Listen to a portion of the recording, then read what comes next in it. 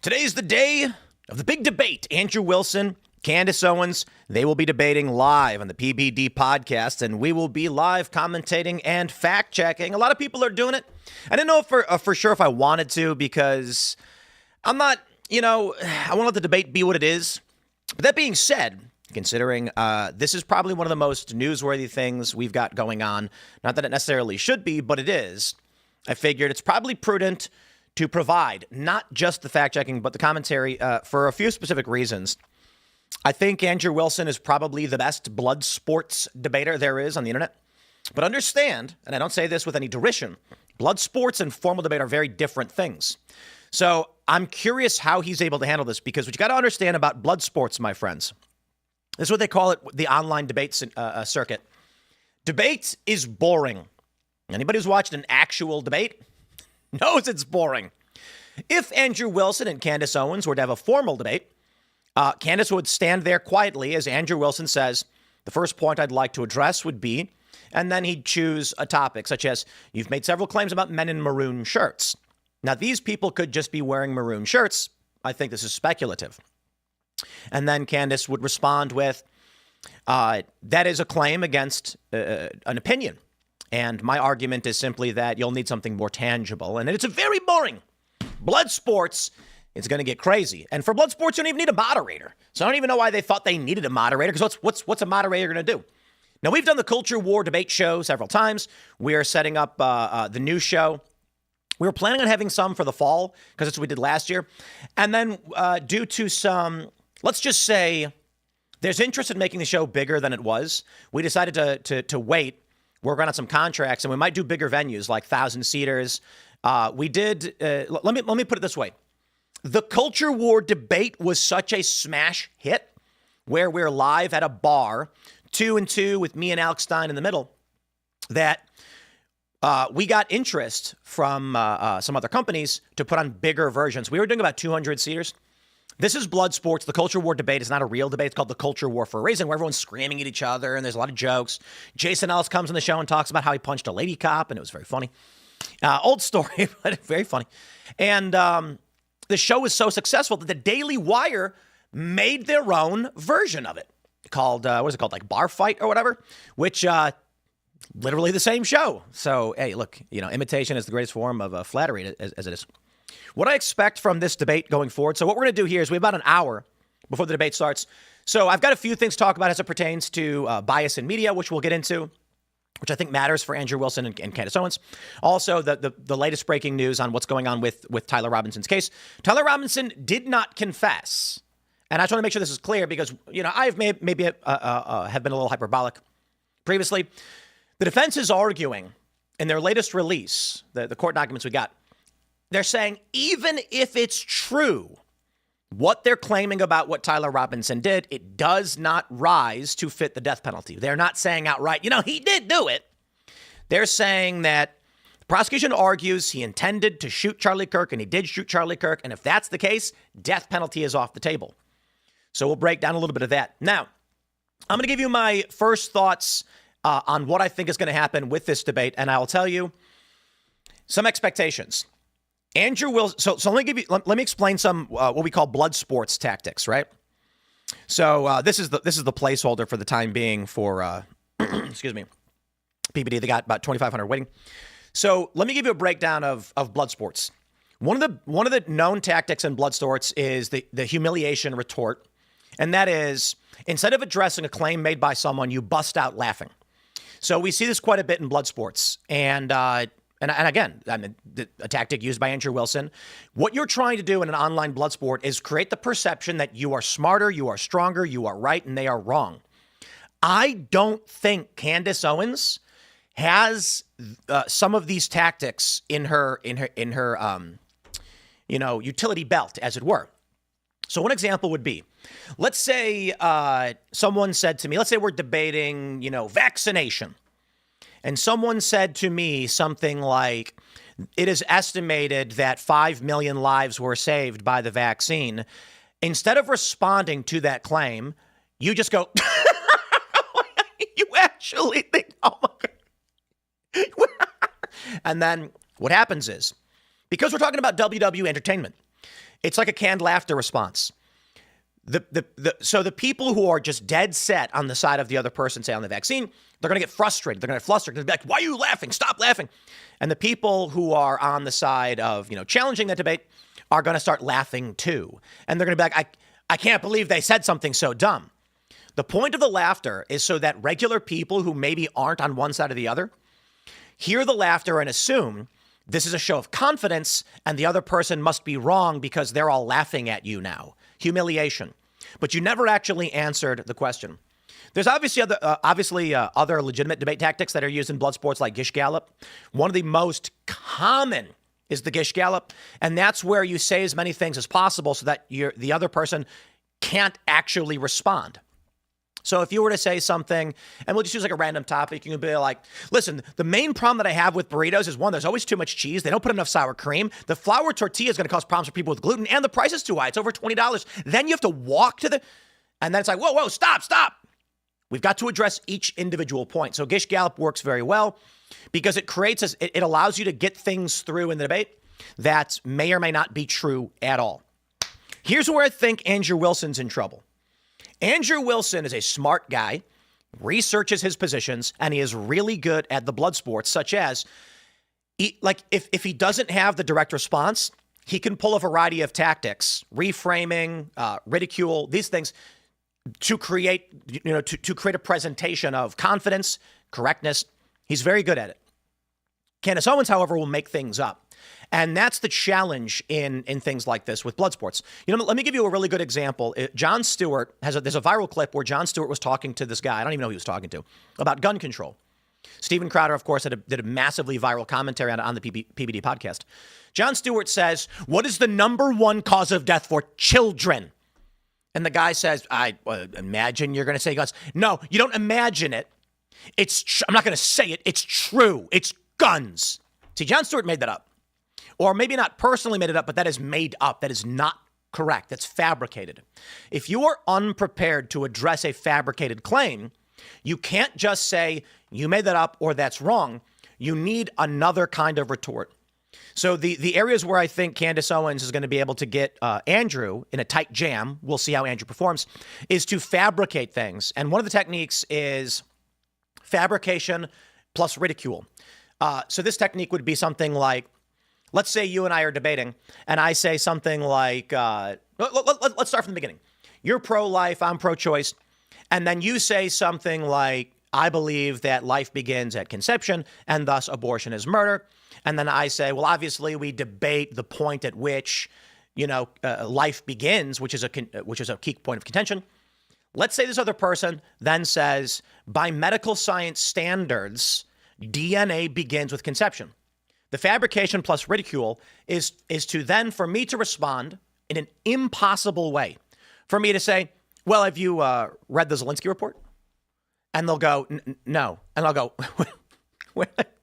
you didn't read the Zelensky report on DNA? The study, peer reviewed? You didn't read it? And then they're going to be like, no, I don't know what you're talking about. Then you do the ridicule. You're going to come and try and debate, and you don't even know what you're talking about. You didn't do any research. How could you sit here totally reframing the conversation through a fabrication? And then who's going to go back and fact check that Zelensky report?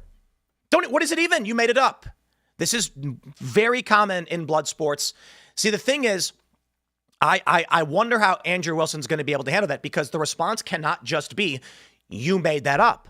Because the point is, you pepper your arguments. Again, this is not debate. This is blood sports. You pepper your arguments with, 7 legitimate claims, and then you have 3 fabricated claims to make the other person look like they didn't do their research. You can then ridicule them and laugh and say, how am I even? And then you can do a recall, a throwback. So then if say 30 minutes later, they make another comment, you can keep citing something fabricated and be like, you are trying to bring up a point that was already addressed earlier on, but you didn't read the Zelensky report, so you're wrong. You look so... This is why we don't do blood sports. There's a handful of people, liberal commentators, and what they do, you'll notice this. They're debating someone, but you never see the other person. Fake. And they do these to create a left and right-wing clips. They will look dumb, but you never know who's debating them. and then they will look smart. Where they look dumb, the right shares it. Where they look smart, the left shares it. And then they hit both the left and the right with name ID. Why would they want to look stupid to right-wingers? Right-wingers will then invite them on debate shows. They'll get more attention. They will then be able to invite right-wingers on their show. So this lib who gets a viral clip where he looks dumb, they want that. You might wonder why it is some of these libs have come on my show, even though they've been trounced, because they want to be able to go to other conservatives that are higher profile and say, come on my show and get a lot of attention, get a lot of views, make a lot of money, and sell sponsorships. So let's take a look at some of these claims as we're getting into all this stuff.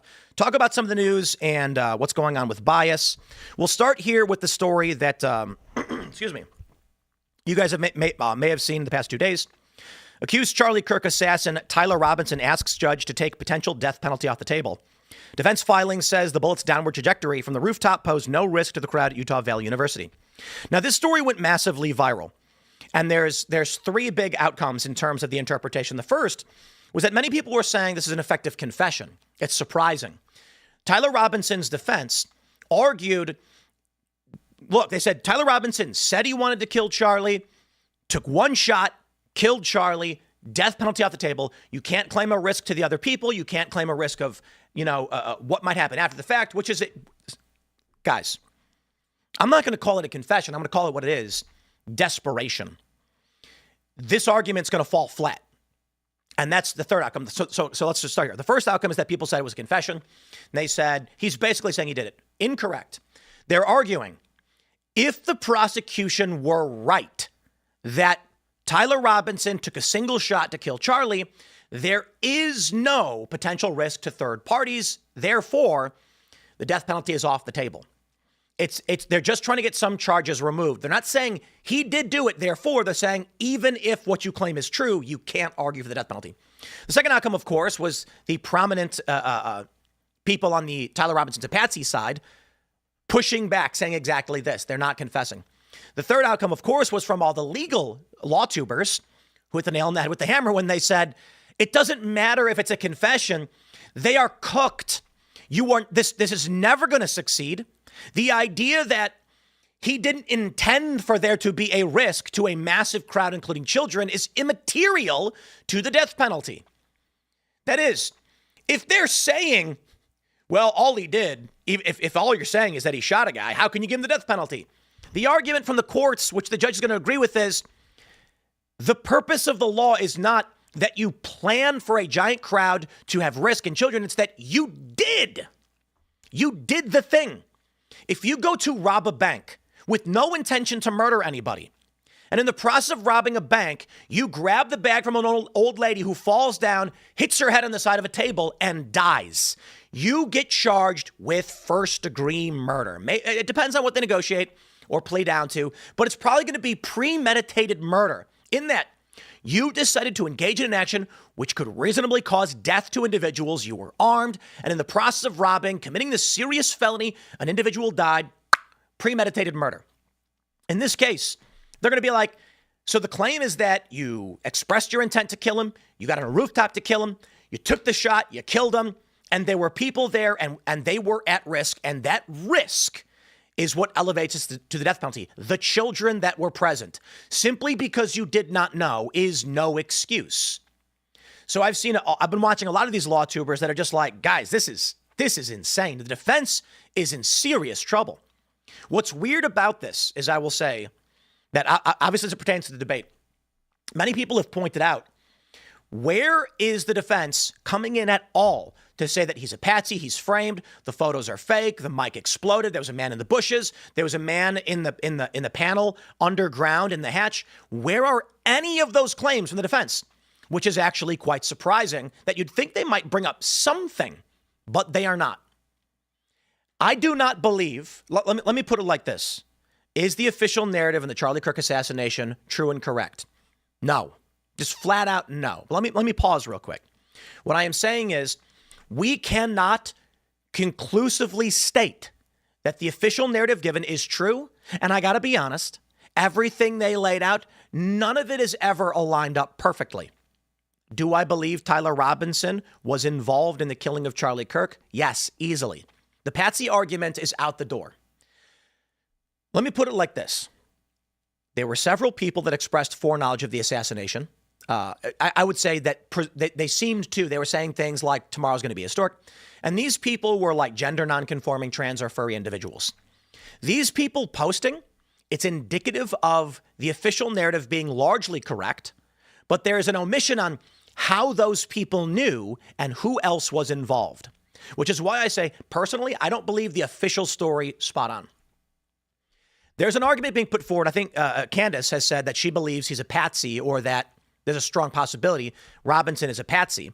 But if that's the case, who are the people at his house? Why is this the defense they're going with? How did these other people know? I don't believe this Israel conspiracy stuff. I think that's just, let me say this. I've talked about it on Timcast IRL quite a bit. That viewership is down across the board for basically every single show, every podcast. I'm not going to call people out by name, but guys, literally go to any podcast, any single one, and you can see that their viewership is down from where it was a while ago. That being said, that's just normal off-cycle stuff. The midterm hasn't started yet. Spending is going to kick back up. Ad rates going to skyrocket. Political spends is what generates revenue for political content, which kickstarts the algorithm, so political content is more visible. So I would imagine sometime around, probably in the next couple of months, ad rates are going to start skyrocketing. Viewership's going to go way back up. But what if you're somebody who's relatively new to this business? Now, Candace Owens has been doing this for some time. Tucker and Candace have been doing this for a few years. I've been doing this for, 15 years. It's going on 15 years. That's pretty crazy to think. I've seen the cycles come and go. I don't really get all that stressed out about the 4-year cycle in politics when you get a weaker year or otherwise. It just happens. Good economies and bad economies. So we just adjust the business, we carry on, and we stay true to who we are. Mitchell Jackson wrote a really great article for Vice, which I recommend, where he makes a really great point about when you don't stay true. And that was Joe Rogan, Barstool, and Outkick stayed true to their core brand and what they believed and who they were. Vice, the king of the bros, tried going feminist. They just went with the whim, and they went bankrupt. Meanwhile, Joe's the king of podcasting. Barstool sold for $500 million. And then Portnoy got his company back for $1. Outkick, of course, sold to Fox. They all cashed out when they stayed true to who they were. So I predicted this for some time. Not that I think Tucker's in any real jeopardy, because the dude's got a massive following. But they've only been independent for a few years. And I think for these personalities, they don't understand. The truth is, when Vice went woke, initially they saw a bump. They were getting all this rage. They were like, right-wingers were commenting and sharing the articles, and then there was videos criticizing it. And then when woke started to wane, they became completely irrelevant. No one cared about their opinions. And we were kind of like, we get it. You want trans kids or whatever. So Vice eventually tumbles because they weren't producing content that people wanted to watch and share. Now, I think that Tucker and Candace are doing great in viewership. That's a fact. And then you have to ask yourself how it is that they, above all else, because I don't want to drag anybody else into this who shouldn't be into this, but seriously, some other very prominent political podcasts, their viewership is down as well. How are they doing so well? Probably foreign viewership. I don't want to outright say it's all foreign viewership. I think a lot of Americans do like the content they're producing, but they're chasing after whatever the hot button thing is, and they're not consistent. For Tucker Carlson to come out and say, Israel made me smear you, Hunter Biden, I'm sorry, and not challenge him on, Seamus Coughlin of Freedom Tunes had a really great point in his latest cartoon where Tucker is interviewing Hunter and he says, Hunter says, I was not selling influence. And then Tucker says, well, what was 10% for the big guy? And then Hunter goes, well, that was sales tax on the influence I was selling. And then Tucker responds like, oh, that makes perfect sense. I'm sorry. I shouldn't have accused you.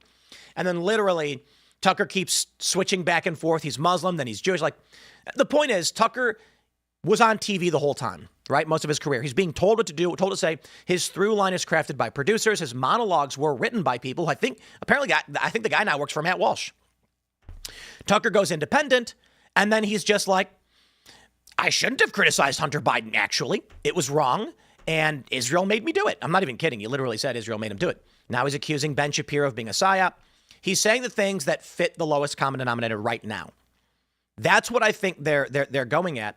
The issue is, in the long term, do things like that lend themselves to long-term success and revenue? No, that's kind of the point with Vice.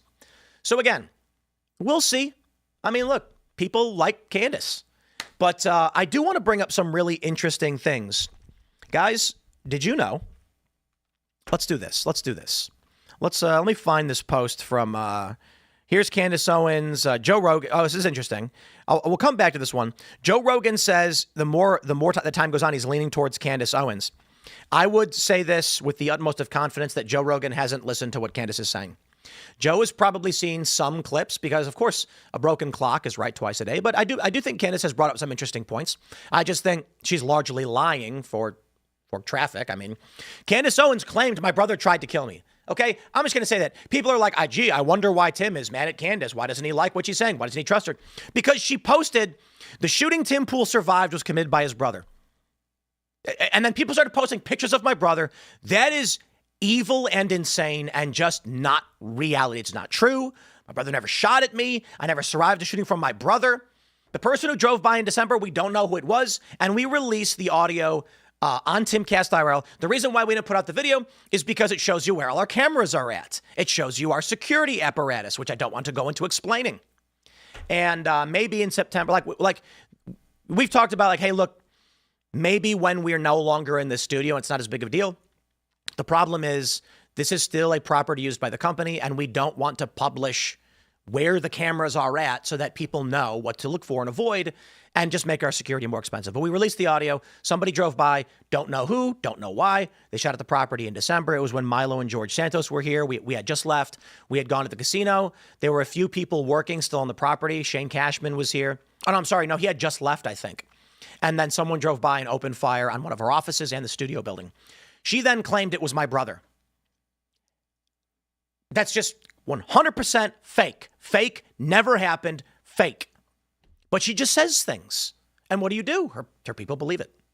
So I'm going to go ahead and tell you this, Joe. When it says I'm leaning towards Candace Owens, I say this unto Joe. I would probably just message him, but like, bro, she claimed my brother tried to kill me. Like, bro, this is just not reality. But let's talk about reality. Let's talk about how Candace Owens claims that she and Charlie are effectively pagans, which is just the weirdest thing imaginable. Charlie and I spoke a lot about his third eye. He spoke about the street lamps that would go off when he would run, about the special school that he had to go to. We spoke about a lot of the things that were strange in our childhood, the testing that both of us had to endure. We spoke about the fact that we could both astral project. Charlie and I spoke. Yeah, that's anti-Christian. That is just, I think that they put it right here. Where's the original post? I don't know what this first one is.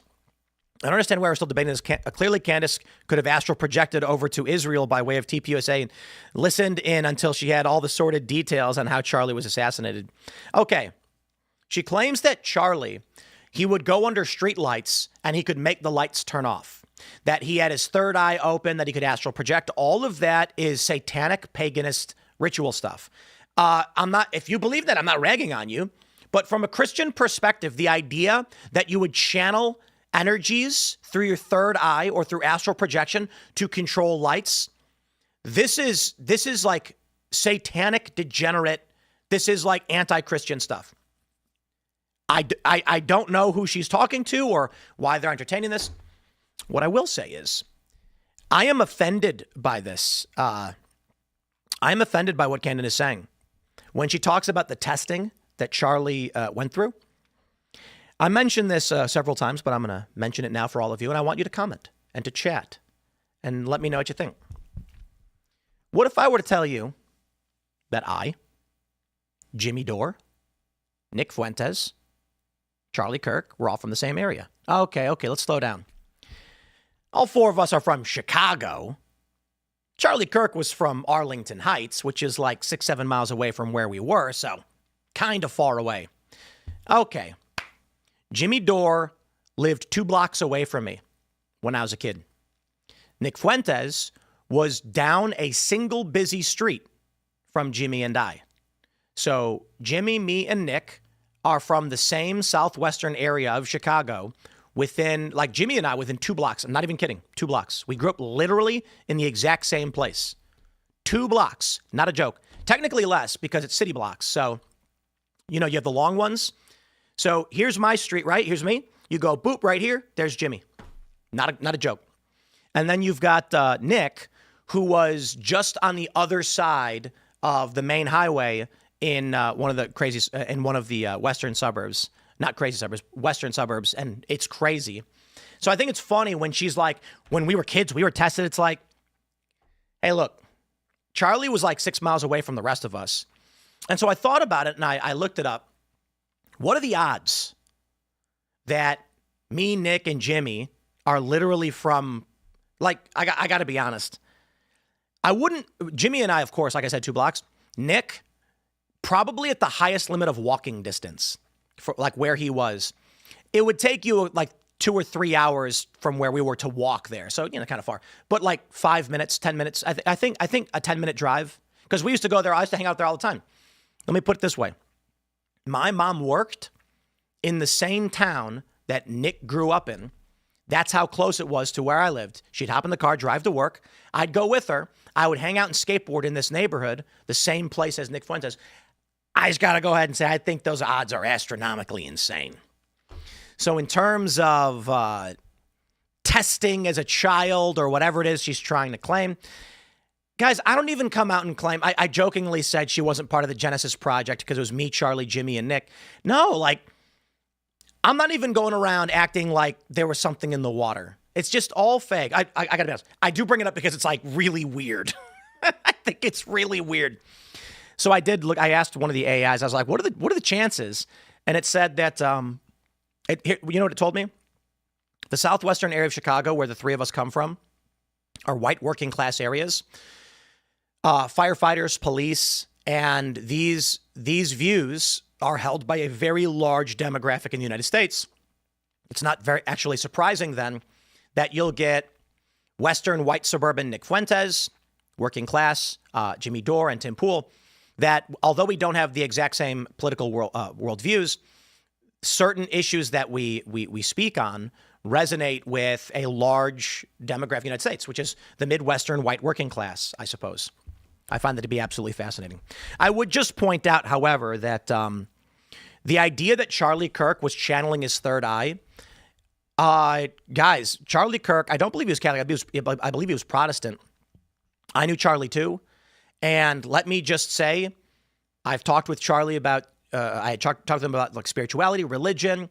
I remember we were backstage a couple of years ago when my wife was pregnant and we were talking about life and children and all of these things. And there's a couple other people there. Charlie never once made claims about electromagnetic energy channeling or a third eye or astral projection. I think that she's doing this because this is like the DMT realm of podcasting. This talk of spirituality, the other side, it's extremely popular among people who are, more conspiracy minded. And I'm not saying it's wrong, but this is just the same clip. This is the Joe Rogan one where he says, the more the time goes on, the more I'm leaning towards Candace Owens. Sure, but I just want to stress again, like Candace's credibility on the issue it's ridiculous. It's just ridiculous. I'm sorry, it just is. Let me. Maybe it's a little unfair to pull these things up, but let's entertain what he's talking about. We were talking about Candace Owens last night. Just keep saying to someone something, it becomes true. And again, the bigger of a lie, people will believe it. Candace Owens said dinosaurs are fake and gay. Don't believe dinosaurs were real. Dinosaurs? That seems pretty fake and gay. Because everyone thinks there's like some conspiracy behind it. It was like, that was how it started. Because rather than making human beings believe that they had a creator, there was no concept of a dinosaur until 1850. That's very recent. Is that what she says? Yeah. Right? That's the first time they were like... Okay, so anyway... You don't got to believe in dinosaurs. I mean, people lie. That's fine. But, I bring that up because we learn new things all the time. The question of knowledge is a question of trust. Do you trust the source? And that's why on the questions of things like flat Earth, my response is usually like, the science that I've worked on, like personally, lends itself to the existence of a round Earth. But I'm entirely open to the possibility. Like, I don't know. I've never been to Antarctica. I've heard the arguments, and I say, I'm not going to go in that direction with you, buddy, on flat Earth, because, to be honest, I've done science myself. I've talked about this. Me and my friends have built drones. We've modified, hacked, and created new drone technologies. This is 15 years ago. And this relied on GPS stuff that we used. Maybe they make a fake GPS, But I don't know how they get satellites and GPS. Maybe they're on the moon. But I guess she doesn't believe we went to the moon either. So, look, man, all I can say is it's probably, Now, I've looked at a bunch of the arguments. I've been around the world. I've flown over the North Pole. I've been to New Zealand. Never been to Australia. I'm just going to go ahead and say I don't think, your flat earth stuff is real. But I'm never going to be so arrogant to just say I know for a fact everything. I'm going to say, here's what I believe and why I believe it. So I'm certainly interested in hearing these arguments. Doesn't mean I'm going to believe you, though. So when Candace says she left the cult of science or whatever, no, there's a certain amount of where I can respect. I'm not a flat earther. I'm not a round earther. Actually, what I am somebody who has left the cult of science. I have left the mega church of science. She gets a lot of flack for that, but I do not think that is all that wrong to say. And the reason why is because Fauci was going around saying, I am the science. Well, not literally, but he was like, did he actually quote say, I am the science? He might have. Science is not absolute. Science is an attempt to discover. And good science, a good scientist and a good understanding of science is to recognize that, we're probably wrong about everything, I was thinking about the ancient elements. This is a really great example, in fact. Earth, water, wind, fire, the ancient elements. And I was actually thinking about it because Netflix has been heavily promoting Avatar since their new live-action Avatar came out. And, I really thought about it. So watching the show Avatar, if you've ever seen it, you've got people who can manipulate ancient elements, right? So earthbenders can lift earth and throw it, and waterbenders. But then there's something interesting, and then firebenders can create fire. The interesting thing is that I started thinking about this. There's lava benders in the show. That is, they can superheat the earth and then bend lava. There are metal benders. Metal, they can make it move.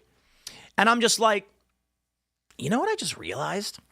The ancient elements was a rudimentary understanding of the states of matter as observed by the human eye. That is, you've got gas, you've got liquid, you've got solid, and you've got energy in fire. Now, fire is not literally plasma, because, and then you've got Bose-Einstein condensate, and the list goes on. But I was like, they didn't know anything. So the ancient elements, they were looking at states of matter. It's interesting. As time went on, we got a better and better understanding. So it wasn't necessarily that they were wrong, but it's that they could only see a tiny little piece. And so that's how they understood it.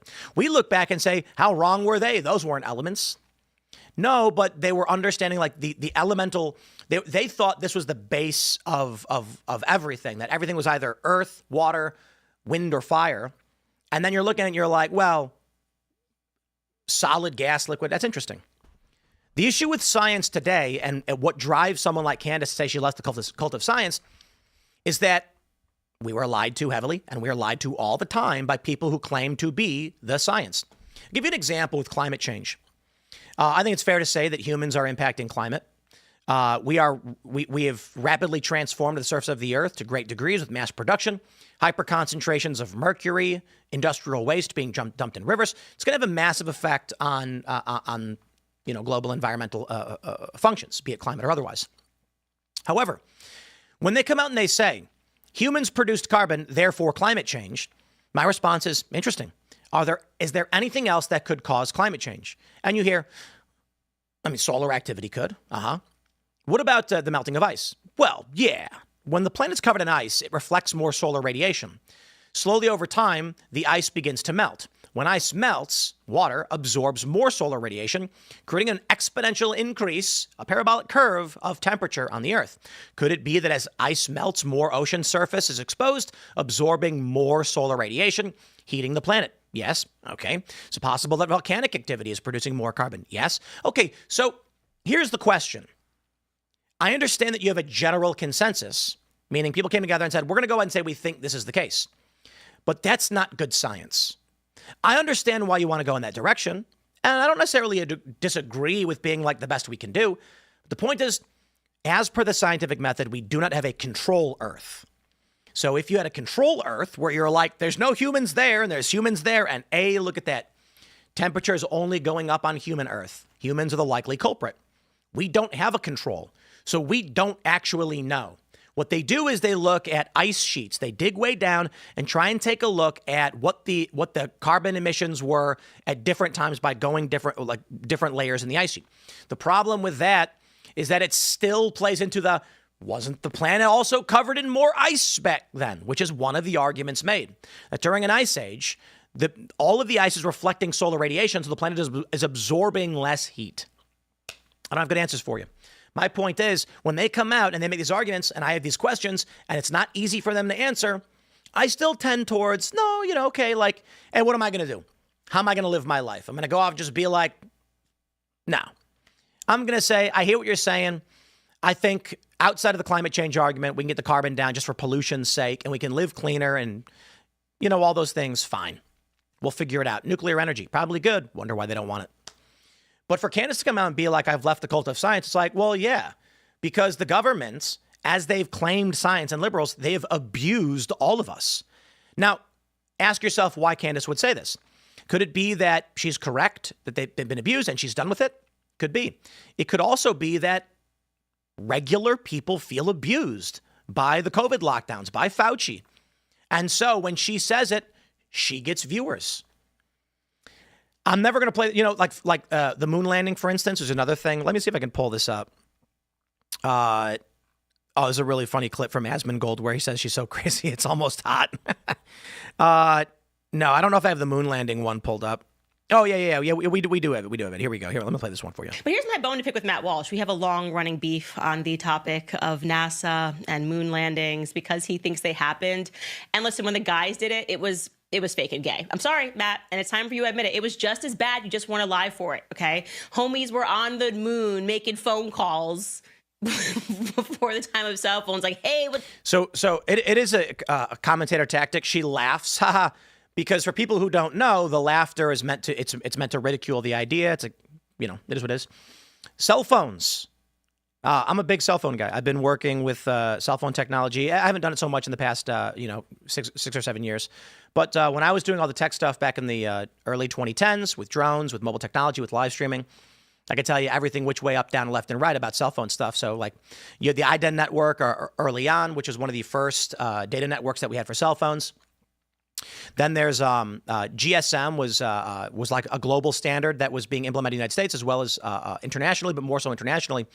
And then we went with what's called CDMA technology. We called that our 3G, which got us up to about a megabit of data transfer. The cell phone stuff, communications talk was always relatively easy because we've had radio since like the end of the 1800s. So what she's talking about is not cell phones, it's radio. And radio is rudimentary. Cell phone was different. We were trying to figure out how to use higher frequencies to put it simply, the wave pattern, a higher frequency, like 5 gigahertz. That's 5G means fifth generation. But so 5 gigahertz is something different. That's how we do what we do for Wi-Fi, and it condenses a lot of information into a high frequency transmission. Very short range. So you have a lot of cell phone towers everywhere. They're now looking at like the 6G stuff that's coming out is nuts. But she doesn't know this. She doesn't know this. Man, I can tell you all about the cell phone stuff. Oh boy. High-speed packet access. So that was like GSM advances to what was called HSPA, high-speed packet access, largely used in Europe. And that got people close to about, I think it was like 300 kilobits per second. Super great. They rolled out what was called HSPA Plus, which was an advancement on this. With CDMA technology, we then got 3GPP. Basically, they figured out how CDMA, I mean, isn't it funny, all these acronyms? And so 3G was a big deal. And they were like the new 3G, which was basically just an advancement on CDMA technology. Long-term evolution, LTE. You remember that one? That was a big deal too. Now, for a while, so LTE, I believe LTE was the 3GPP CDMA advancement. It's been a long time since we went over this. European countries didn't use CDMA technology. They all used GSM, which advanced to 4G HSPA plus. Everybody wanted to call what they were building fourth generation because it was a marketing term. The reality was Sprint launched WiMAX, and that was effectively using like Wi-Fi, a little bit weaker so you get a little bit better range, but that bumped people up to a megabit. It was a big deal because we could finally do clean live streams on the ground with a megabit up. A lot of fun stuff. You see, she gets me going on the cell phone stuff. WiMAX died It wasn't a good, it was really funny. You'd see the WiMAX drums on cell towers, whereas the 3G CDMA were like little thin strips, and then the long-term evolution advancement on the 3G CDMA technology was these big bars, a little bit fatter. I could look at a cell tower and tell you what network I was going to have access to. Crazy stuff. When I went to Ukraine, they had just gotten CDMA, so we were getting 300 kilobits to like 900 kilobits, which sucked, but we were able to do the streams. And it was funny because the question was, why was Ukraine using archaic technology when GSM had already advanced beyond this? Here's how it works. In the United States, we rolled out IDEN, CDMA, but it wasn't that good. When GSM was being developed, and it was fairly weak, which was like global standard mobile, I think it means something like that, they developed high-speed packet access. So because Europe and Korea and other countries didn't have cell infrastructure, when it came to pitch these governments and companies in the country, they said, we're going to go with the latest technology. All of a sudden, everybody outside of the United States had way better mobile technology and data transmission than the United States did. Because the U.S. had already built infrastructure, nobody wanted to rebuild it. So instead of saying, let's rebuild our cell phone infrastructure using HSPA+, which is better, let's just see if we can crank more out of CDMA, which they did, and we got LTE. Now everybody's basically on GSM, which is fifth generation technology. Everything's basically just unified now, and you'll find that one phone probably works in most countries. Though I'll tell you, if you go to a lot of these foreign countries, some of them may still be using archaic. Obviously, archaic's maybe the wrong word, but, obsolete by American standards. So anyway, long story short, that makes literally no sense what she is saying. What's up, Prez? It's me on the moon with the flag. No issues. First time we've ever flown this thing. Yeah, I don't know. It wasn't the first time we'd ever flown it. We had several Apollo missions. The Russians had already done a bunch of testing.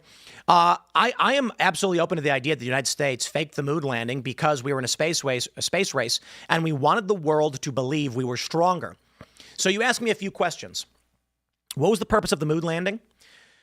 In its most serious, first, what we could learn from the moon. If there were metamaterials, maybe not metamaterial, but like elements or some kind of substances we have not found on Earth, we could learn about the structure of the Earth. There's a lot to learn that could advance weapons technology and technology in general. Principally, why would the U.S. spend so much money?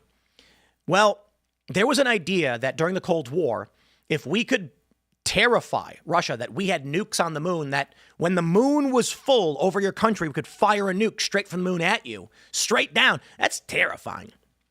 For the American people, it was just billed as like a great works project. We're going to go do a thing. Now, why would they fake it? A lot of good reasons. One, to create the fear in the Soviets that we could launch a nuke from the moon. However, there's another big reason. During the Cold War, we're going to foreign countries. We're going to South Vietnam. We're going to South Korea. We are going to various countries, and we are making the argument that you need to be with us and not them. Now, how are we going to convince as many people as possible to side with the United States versus the communists, be it Chinese or the Russians? How about we went to the moon? Do you want to go to them? We went to the moon. We have nukes on the moon. We're more powerful. We're stronger. So there was a very real incentive to fake this, not for the people of the United States, but to convince other countries to side with us and reject the communists under the guise we're stronger, faster, better, more advanced, more food, etc., which was all largely true. Now, I'm going to go ahead and say the likelihood of the moon landing being real, guys, the truth is, if you've ever played with rocketry, if you've ever done any of the basic math, it's actually not that crazy. The people are saying, like, how did we go to the moon? How did we get to the moon in 1969? And she's talking about cell phones and like, none of that's relevant. We put a giant tube full of fuel and blasted people straight up. We mapped out the math, which the math on this stuff was largely understood. I'm not saying the calculations, the math itself, the structures of how we calculate in like the 1600s, calculating the size of the Earth thousands of years ago based on the distance of shadows. People just don't want to believe that humans actually can be smart sometimes. So I would just put it this way. If we faked the moon landing, Russia would have accused us of faking the moon landing. They'd have come outright and been like, they didn't do it. They're lying. It's all fake. They never did. They didn't. And so, guys, I think they probably, and then it's funny because people are like, what about the Van Allen radiation belt? I mean, it's going to fry people. And I'm like, yeah, And I think they just didn't care. You know, they say Yuri Gagarin is the first guy in space. Probably not. You know, he is the first cosmonaut for the Soviets. Went up, came back, smile on his face. Yeah, I don't believe it. There were urban legends of transmissions at the time where there were people in Russian screaming, frantic, on that was being picked up. Why? Because they didn't make it back. So when she says things like, "They just first time we ever did it," do you think that if we did any tests where people were on board and they didn't come back, we'd be like, yeah, they're dead? So we know about a bunch of Apollo missions. We know that we sent up unmanned probes and things like this. Is it possible there were people in there? You know, look, the Soviets sent up a dog. I think we sent up a chimp. I wonder how many human beings. As Alex Jones actually mentioned this. I just heard this from him. He's like, the moon is an astronaut graveyard. They have set, there's like, guys, I think it's probably true. They probably had a bunch of missions to the moon with people that just did not make it back. That's just the reality of it. And then they just don't tell you, because that would be really brutal, you know? But you look, you don't got to believe in the moon landing. I don't care. Let's pull this up. This is one of the key elements from the debate, which is going to be starting relatively soon. We've got, I believe, just 15 minutes for it to begin, and we'll be pulling up to the best of. I'll be fact check. I have my monitor terminal to my left, and I have my display terminal to my right, so I won't interrupt. But I will be trying to fact check what I can in real time, as well as more so than the fact checking. I want to point out fallacies and manipulation techniques. So if I see, you know, Andrew pull a technique, like I mentioned, like a humiliation retort, or Candace, a fabrication, humiliation, I'm going to call these things out. But for the most part, let them debate. Try and focus on the facts. Like if she says, here's the thing that happened, we'll see if we can pull it up. You know, one of the challenges I think we're going to have with Candace is that she's going to say things that are unfalsifiable. I have a source. They work in government. I've already proven I have these sources, and they said this thing. Well, you can't really argue with that, can you? The only thing you can say is, I have a source as well, and they told me something different. In which case, what are we really doing, right? I want to show you this from Phoenix Ammunition. Phoenix Ammunition is just a guy. He's a guy. He got a lot of attention because he had a thing on his website where it said when you went to buy bullets, did you vote for Biden? If you put yes, it would kick you out of the site. And he was like, okay, they're trying to ban guns and bullets, so don't buy from me. I don't want your money. He makes bullets. He gifted us some subsonic 9mm hollow points. I think they were hollow point competition rounds. So like target shooting. And the reason they're slower is because your goal is hitting a target, not, you know, combat. The bullets that were released in evidence, whoa, X's on the fritz, were Remington core-locked soft tips, which are intentionally designed to slow down, deform, and not have an exit wound. He says, photos of the ammunition recovered from Tyler Robinson, Remington head stamp on the case, and despite the somewhat low resolution on the photo, you can see the somewhat blunted nature of the projectile's tip. This is a Remington core-locked soft point round. It's specifically designed to deform, slow down, and prevent an exit wound. Available at literally every single gun store and sporting goods store that sells ammunition. In fact, 16 out of the 17 30-06 varieties manufactured by Remington use some type of expanding, deforming, or fragmenting bullet. Only one of their products uses a full metal jacket projectile that could or would be expected to leave an exit wound. Here's a clip of them sitting on my desk. This has been the most easily debunked claim of the entire web of lies, and it's really mind-blowing considering this is exactly what you would choose for an assassination. But yeah, definitely keep getting all your information from the DEI hire and the Portland Pizza Boy. I'm sure they know more about this than I do. Chris Martinson responded, and I just got to pause right off the bat. Guys, I've talked to flat earthers. They make great arguments. I disagree, but I understand why they think what they do. I have talked with snipers. I had a SEAL team sniper who did security for me. Immediately after this said 30-06. Just by the sound, I knew it was 30-06. And I'm like, interesting. That's an expert. I tell you this. If an expert sits down with me, I will take what they say heavily. And if their claim seems to be extraordinary, I'll say, well, look, you're the expert, but we'll see, right? I don't know that I actually just trust everything you're saying. I'll have to look it up. Phoenix Ammunition manufactures ammunition. This is a company that has specialty ammunition, like subsonic 9mm hollow point for competition. This dude knows exactly what he's talking about as it pertains to bullets. For the love of all that is holy, Chris Martenson, who has no ballistics knowledge nor manufacturing or anything, he says, you're so wrong on this. It's laughable. There's no 30-06 round that's designed to stop after hitting 6 inches of soft muscle tissue, but especially not that round. You know what I said after they killed Charlie? When he got shot, when I did my stream a couple hours, it was like an hour or two after, I said, I think it hit his spinal cord. Because you can see how he goes out right away, indicating it severed the spinal column, causing damage, turned out the lights. It's brutal. Sure enough, they came out and said, downward angle, the bullet enters, hits his spinal cord, deflects inward, and the reason why you don't see an exit wound is because it was going down, hit a bone, and deflected downward. Makes sense? I don't understand why this is so hard for people to understand. It's because they're desperate for something that makes this not Tyler Robinson. The question is, why? I don't care to want it to be somebody. If Candace can definitively provide evidence that it was not Tyler Robinson, my response will be, wow. So why, Chris, are you so desperate for this one thing to be true when even for your conspiracy, it doesn't need to be?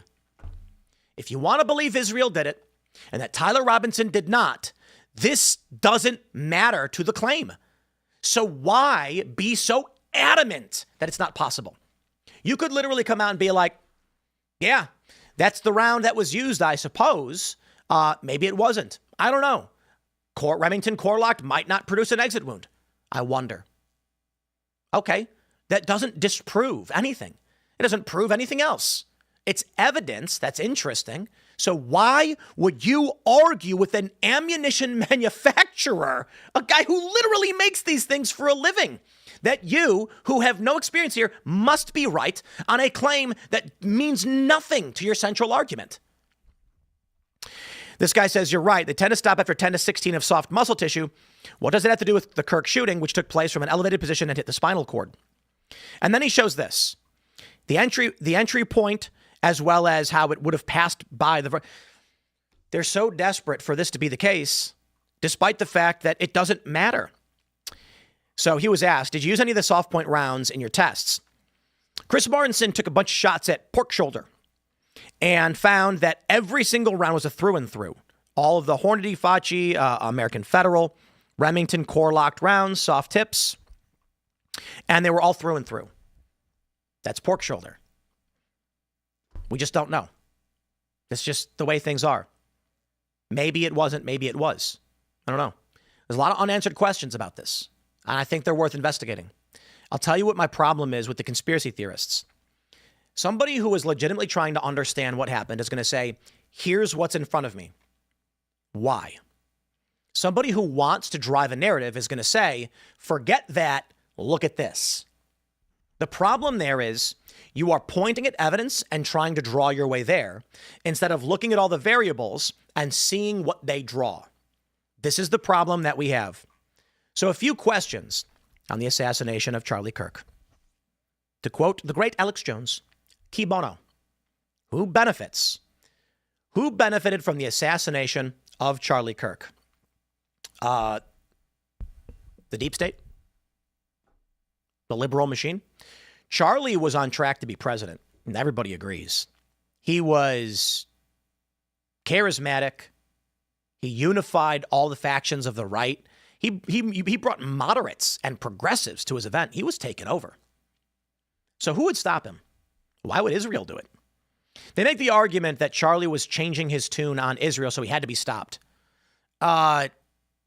He had made a video about a month before where he was sitting with, I think it was Colvett, and they were going to young Gen Z guys and arguing for Israel. I really don't think Israel would kill Charlie Kirk.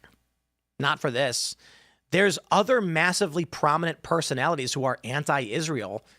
It's like, it's the crazy thing. It's like, oh no, if like we lose Charlie, what? Now listen, maybe, but there's been no evidence. Egyptian planes. Candace got the time wrong. Said it was Utah time. Candace claims that they were dropping people off who got into black SUVs who then went to this building in Delaware. The only problem? That's where her lawyers are. Candace's lawyers work in a building with federal agents. Listen, you come to me and you ask me what I think happened, and I'll say, I honestly don't know. The preponderance of evidence suggests that it was Tyler Robinson, but they're unanswered questions. Like, who are these people who seem to know what was going to happen, and where are they now as it pertains to this case? Why aren't we hearing more about that? But I got to be honest.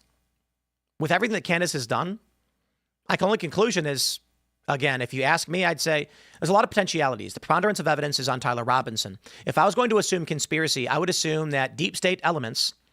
So this is old money. This is the legacy politicians. They wanted Charlie Kirk removed because Trump won because of him. He was convincing young people to back Trump. He needed to be stopped. The biggest threat posed by Charlie Kirk was against the establishment. Biden won in 2020. They used ballot harvesting. If Charlie Kirk did not do any of his work with Turning Point USA, I don't think Trump would have won. I don't know that he would have, but Charlie certainly, I think he got him over the edge.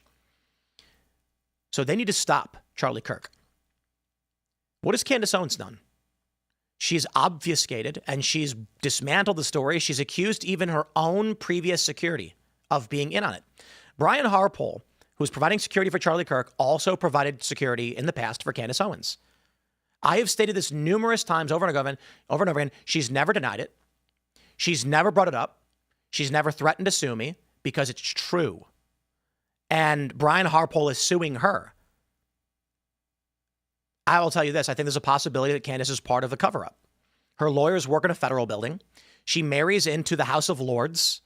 Her husband, they meet 17 days later without a single date. He calls her and says, let's get married. And she admits this. She marries into the House of Lords. All of a sudden, she's claiming that Charlie was anti-Israel and Israel killed him. I mean, everything that she's saying greatly benefits the deep state, the established order. I'm not saying she isn't on it, but if you want to get conspiratorial, ask yourself the question, who benefits? The uniparty, stopping populist right speaker Charlie Kirk at a singular point. How does Israel benefit? Now, we're a few minutes out, my friends. We're a few minutes out from the start of this. I don't know exactly when they're going to kick it off. Conservative activists 3 minutes. We got their chat, but we'll pop that close. We'll grab some of your chats right now. If you guys want to smash the like button, get your chats in. I'm sure this will be interesting. And if you want to hear just the clean, straightforward debate, obviously you want to go to PBD's channel. I'll try to minimize talking over anybody too much, but I am definitely wanting to call out manipulation. The main thing that I want to call out is the manipulation. Let's see. YouTube's giving me the business. We got our Rumble rants as well, you guys. So we'll grab some of your Rumble. No, I'm getting I had to refresh. So I don't. Oh, wait, there we go. There we go. General says, if there were multiple failed moon missions, how did they know to live broadcast the mission with Armstrong and not the one before or after that? The question is on the extent of the live broadcast. They were doing it via radio. They knew to do it because they had worked out the kinks on return. Because they had done flybys, and they're like, okay, I think we figured this one out. And they may have actually had supplies there already. That being said, I think you'd be silly if you came out and were just like, it's definitive, we did it, shut up, you're crazy. No, I say, yeah, we probably did, because there's reason for the Soviets to accuse us of lying. They never did. But I do think there's other conspiracies. And then I would also just stress, again, look, we trust our sources. That's really what life is about. Sometimes your sources are bad. And history does get rewritten sometimes. So it's possible things change in the future. So I think doubt is absolutely warranted. I have some doubt. But I just lean towards, I don't know what you want me to do about it. You know what I mean? Like, whether we did or didn't land on the moon doesn't really affect my life all that much. But for a variety of reasons, I just lean towards we probably did. So it is what it is. And then someone commented, just a regular comment, yeah, Timmy is just a guy. Correct. Phoenix Ammunition, he's just some guy. He doesn't work for the government. He has no stake in this. All right, there we go. Super Chats popped up on YouTube. Everyday Tinkerer says, Phoenix is half right. Core locked are designed to expand, but the locked part is a mechanical crimp intended to retain weight and improve penetration. That being said, the metal is still soft and can fail easily. Interesting. John says pork shoulder doesn't have the fluid a live body. Right. Fluid in the body can cause, like the reason why, one of the reasons both do weird things is blood flow and pressure can shift, and even for a bullet, it can make it move in weird ways. Pressure changes.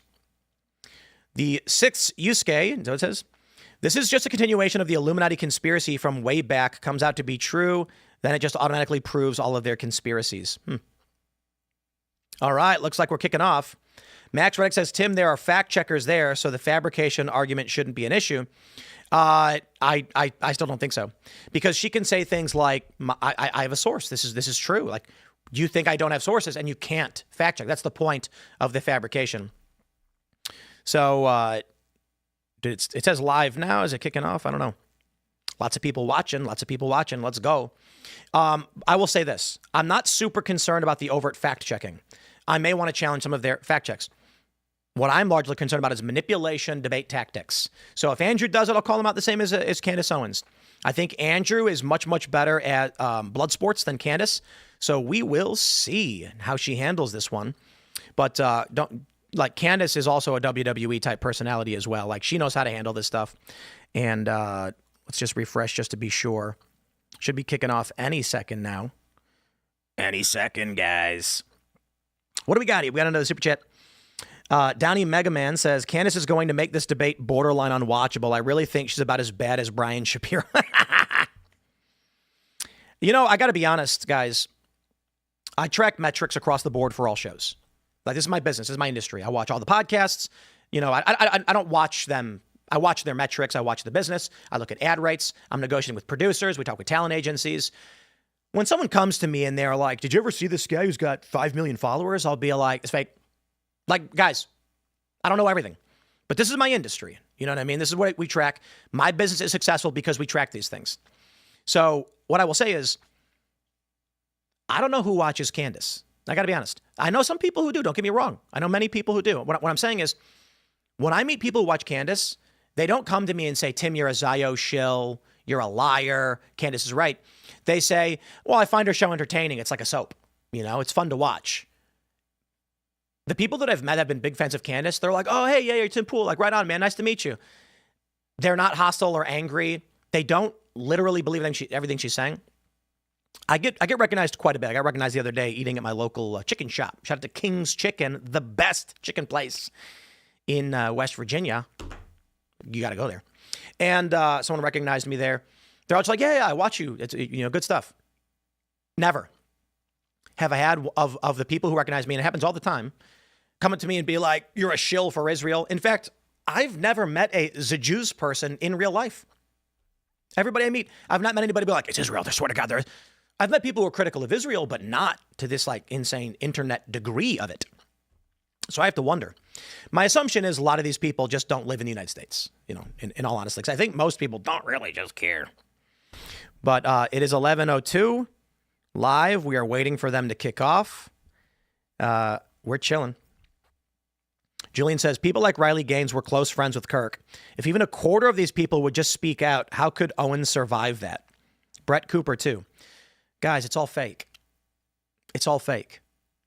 If I want to maximize viewership, I just go, oh, Israel did it. Look at Tucker Carlson. If you just want to be true to yourself and talk about what you think, and sometimes you're wrong, you're not going to pander to the lowest common denominator. That's really it. Look, TV shows come and go, right? House, one of my favorite shows of all time. I could watch it over and over again. Even though every episode was basically the same. Doesn't matter. The formula was awesome. But eventually the ratings were going down. And they canceled the show. So how could it be the greatest show, one of the best shows, highest rated of all time, and now it's gone, right? No. Because people move on. And we all really like the show and go, yeah, I used to like that show. I used to watch it all the time. It happens. I do meet a lot of people and they're like, oh man, I used to watch your show all the time. I don't really watch it anymore. Why? I don't know. I don't really pay attention to that stuff. Yeah. I was playing poker at MGM. I met a guy and he was like, whoa, hey, you're Tim Pool. Like, man, I used to watch your show all the time. And then I'll be like, oh, you don't watch it anymore. He's like, oh no, man, I turned politics off. It was killing me.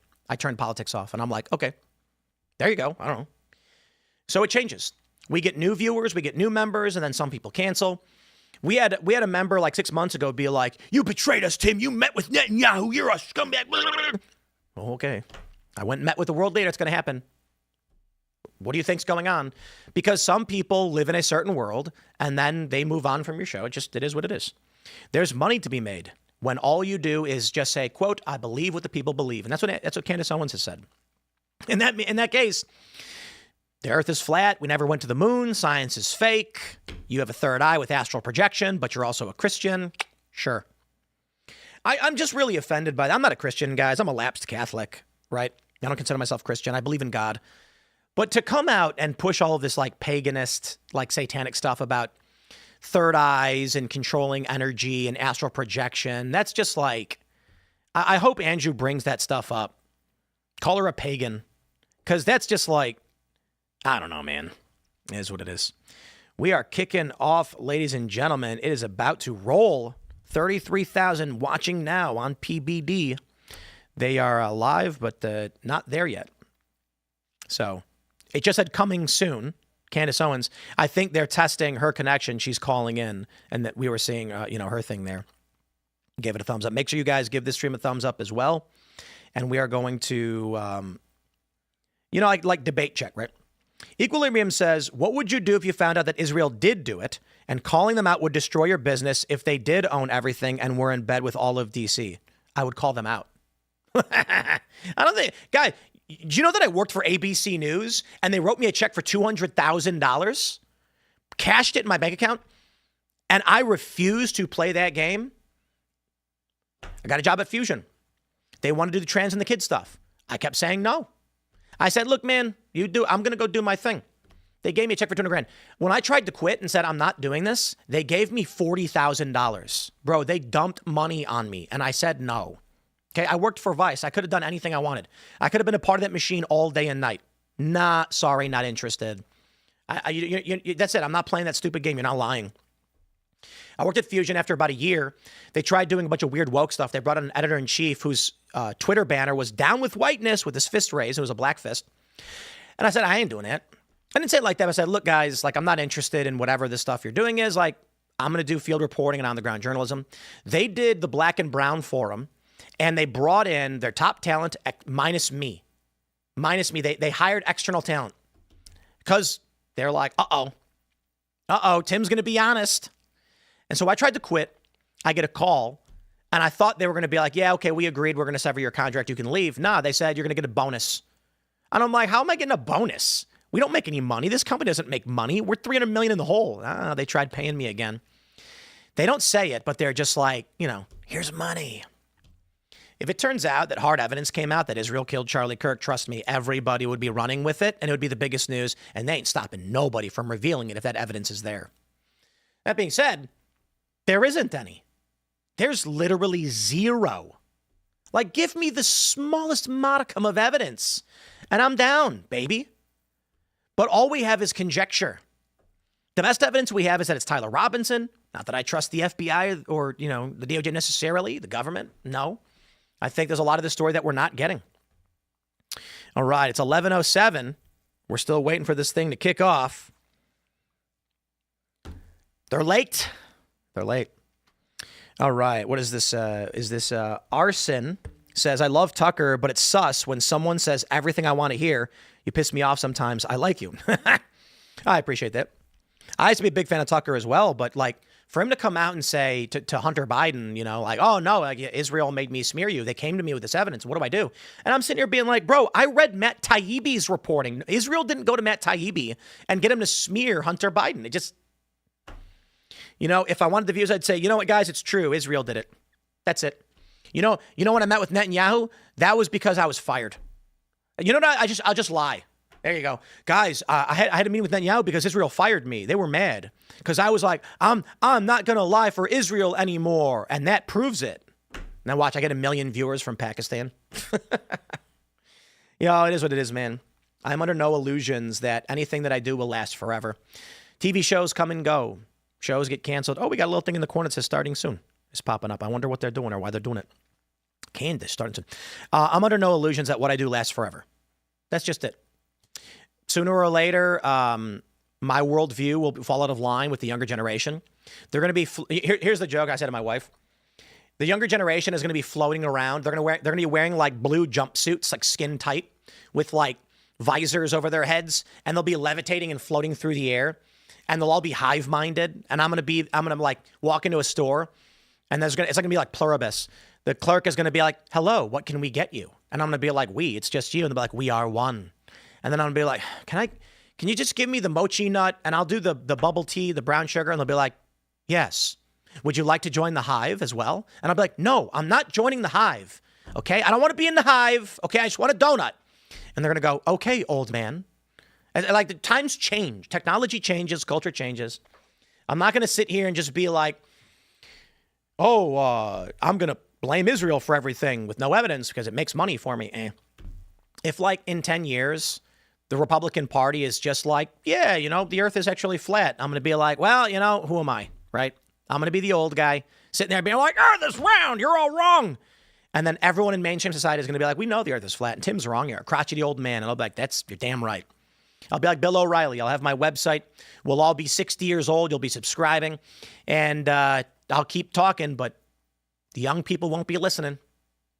You know what's really cringe is how a lot of these podcasters are just desperate to try and get young people to watch their shows.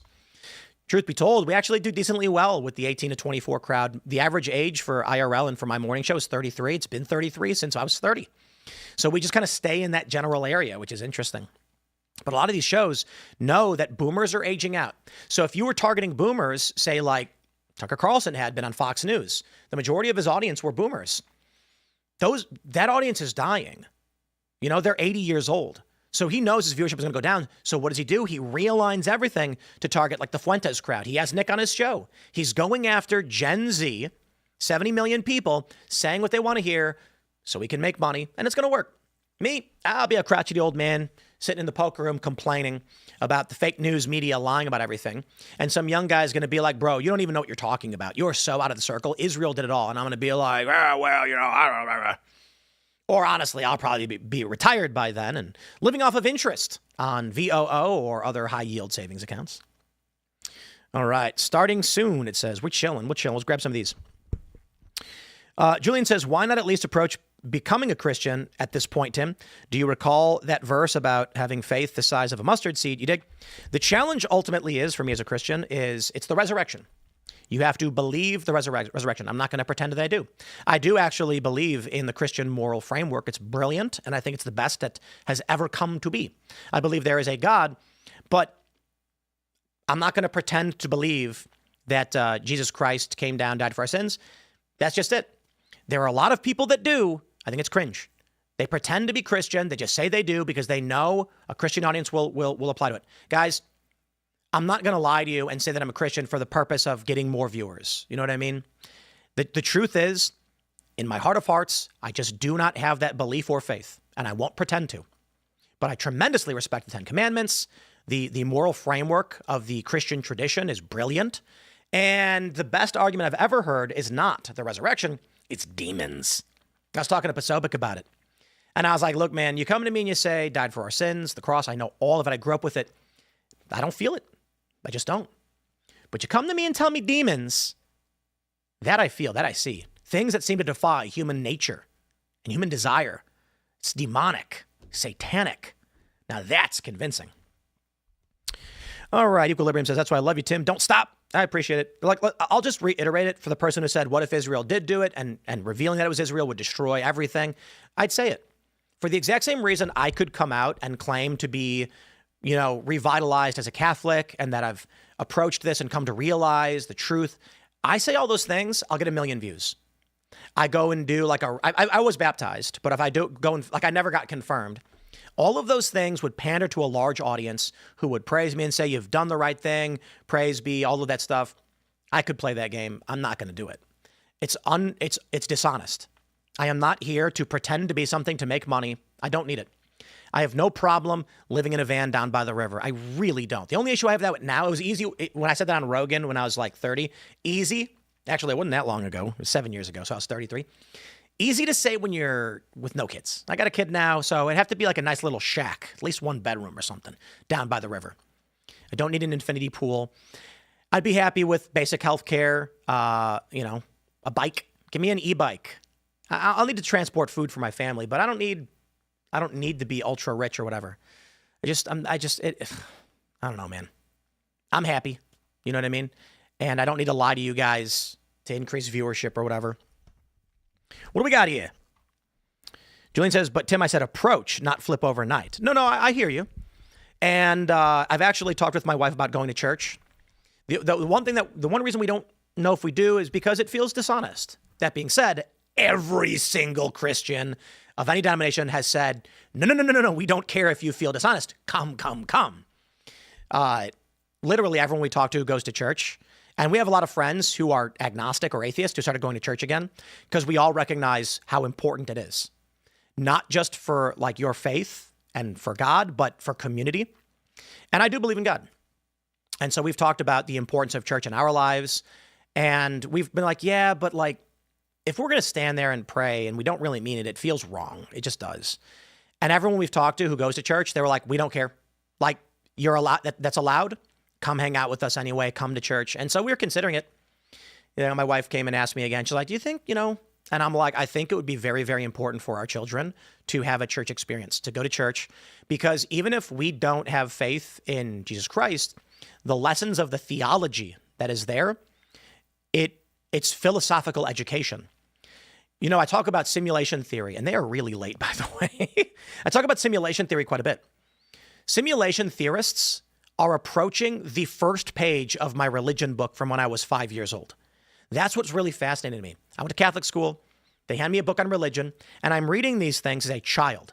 Now I'm 40, and I'll meet someone who's a simulation theorist, and they'll be like, what if a higher power, a more advanced intelligence created everything we are in? It's a construct. And I'm like, stop, dude.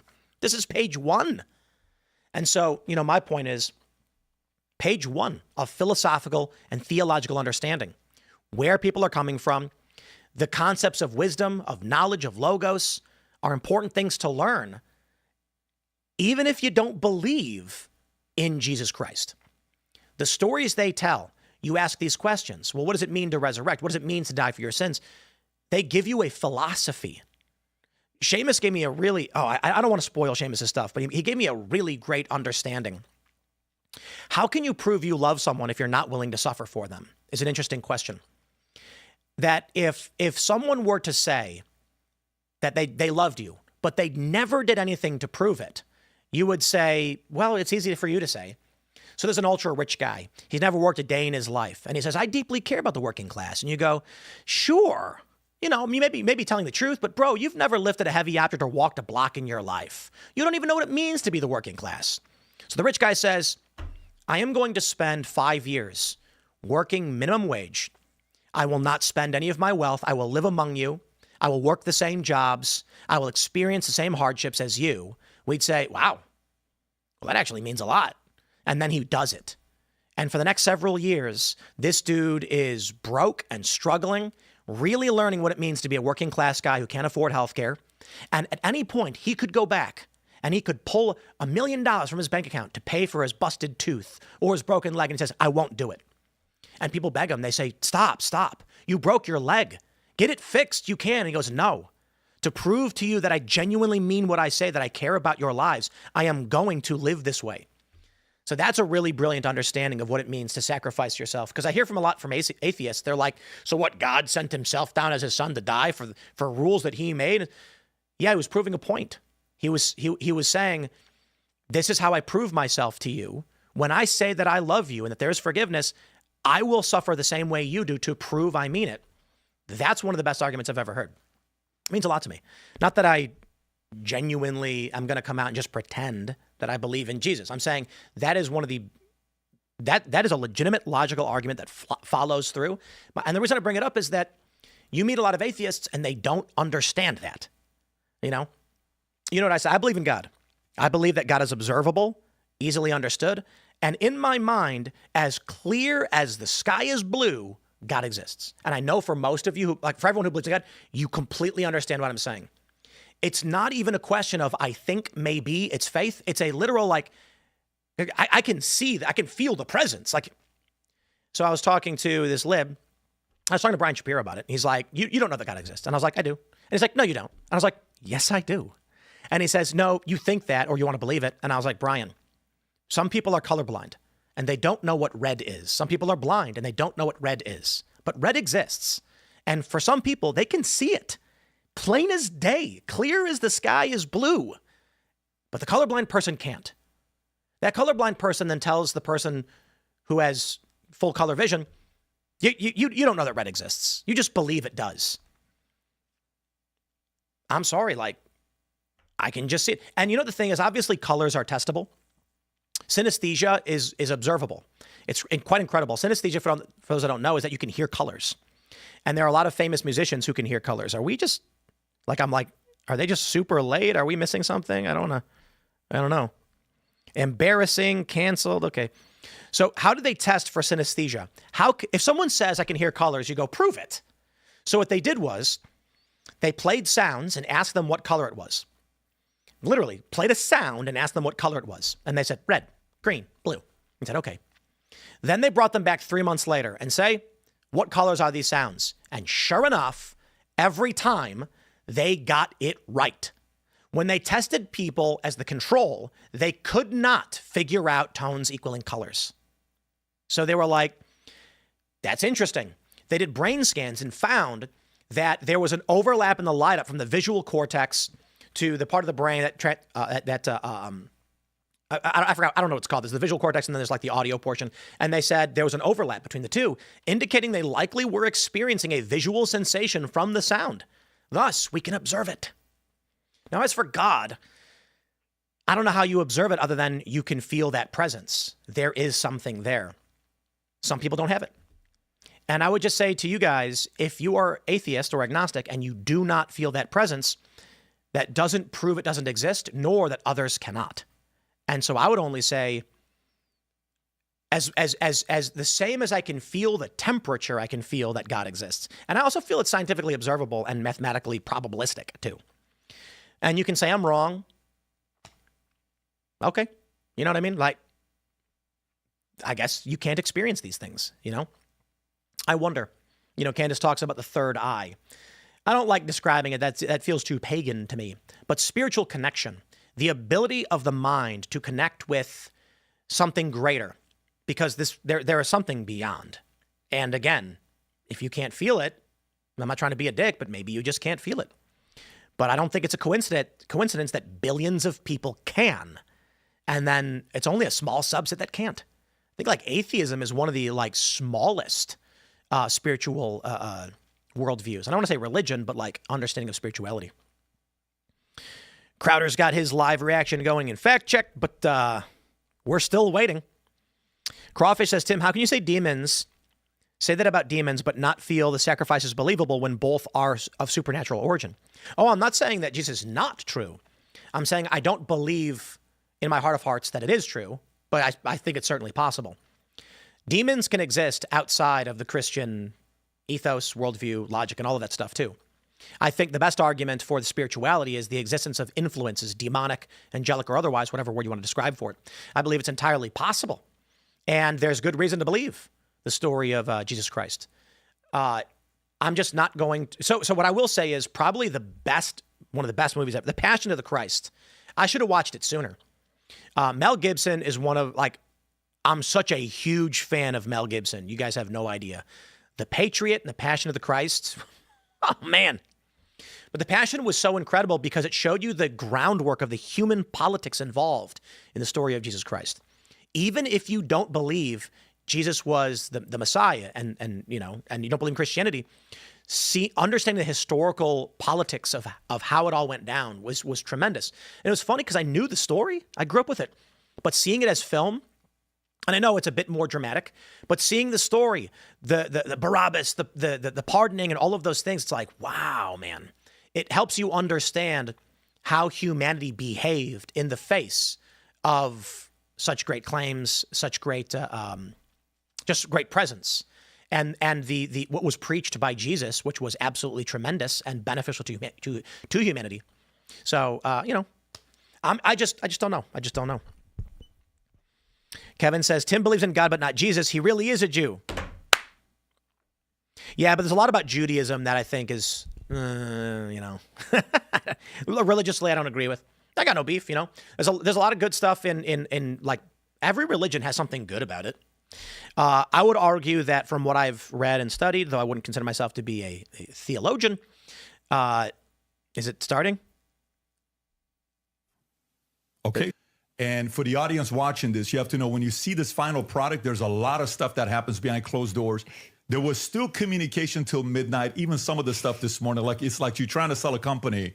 It's the last 24 hours that the deal doesn't work out, but kudos to the both of you guys that you made it work.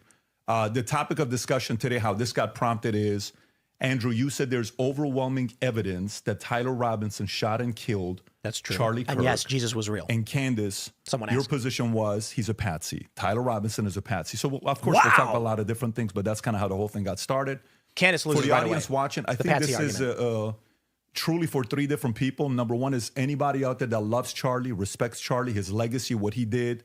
We have a lot of love and admiration for what he did. He changed the lives of many people, young men, young women. You worked with him for many years. You guys were friends. You've said a lot of good things about Charlie, respectful towards him. You guys may have disagreed on some things, but you had a lot of respect for him. The second audience is the folks out there, you, that's watching this. And so for you, you've been wanting something like this to take place. This is and not kudos muted, guys. for Andrew for coming out and saying, hey, I want to have this conversation, and for Candace to accept it. So you have the ability to say, I agree, I disagree, comment, do all the stuff that you're doing online. And if you want to see more of these things, any of the three channels, subscribe to them, The Candace Show, The Crucible. I'm sure some of the people from Crucible are watching as well, and the PBD Podcast. The more you subscribe to this, the more we're able to deliver these types of conversations to you. And last but not least, it's about the two of you. My goal is to speak as little as possible. 99% of the time, it'll be you guys speaking, and the audience will be able to see it. If I jump in, just so everybody knows on the back end, both have agreed. In the back, there's 3 people representing Andrew and 3 people representing Candace to do fact checking. So at any point, if somebody makes a claim, the other can say, can we fact check this? I can jump in and say, fact check this.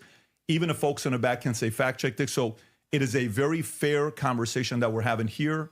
And so with that being said, kudos to Michael Knowles. Your name was mentioned a lot. You missed out right now. The last 10 minutes, we talked about you. There's a lot of love and respect here mutually from both parties, all 3 of them here. And then, of course, the great Joe Rogan that started this conversation. And he also volunteered, but it ended up being this format that we have here today. So with that being said, Andrew, your claim is overwhelming evidence that Tyler Robinson killed Charlie Kirk. Opening statements, opening comments. Sure. And what I mean by overwhelming is I just find it very convincing. I think that's what most people mean when they say overwhelming evidence. So I have a brief opening statement. On September 10th, 2025, Charlie Kirk was murdered. Many of you already know a lot about the events which occurred after Kirk's death. You remember the ghoulish laughter, celebrations, and madness we saw from leftists all over, from TikTok invasions, debates, posts on social media, destruction of memorials, and things like this. Within weeks of Kirk's death, a cottage industry began to form, peddling various alternative theories on how he died. What special interest may have killed him, what nations were involved, and was our own government one of them? Because this was the first nationwide traumatic event in Gen Z's lifetime, the demand for answers was severe and palpable. The leading theory from the conspiracy verse is that Israel worked with the United States government to murder Charlie Kirk. Within a day or two of Kirk's death, Ian Carroll claimed that Israel killed Charlie Kirk, and the conspiracy caught on like wildfire. This theory was built on one misleading piece of evidence, that in his final days, on or around September 8th, Charlie sent a text message reading, "Jewish donors play into all the stereotypes. I cannot and will not be bullied like this, leaving me no choice but to leave the pro-Israel cause." This was sent in the context of a platforming dispute regarding Tucker Carlson.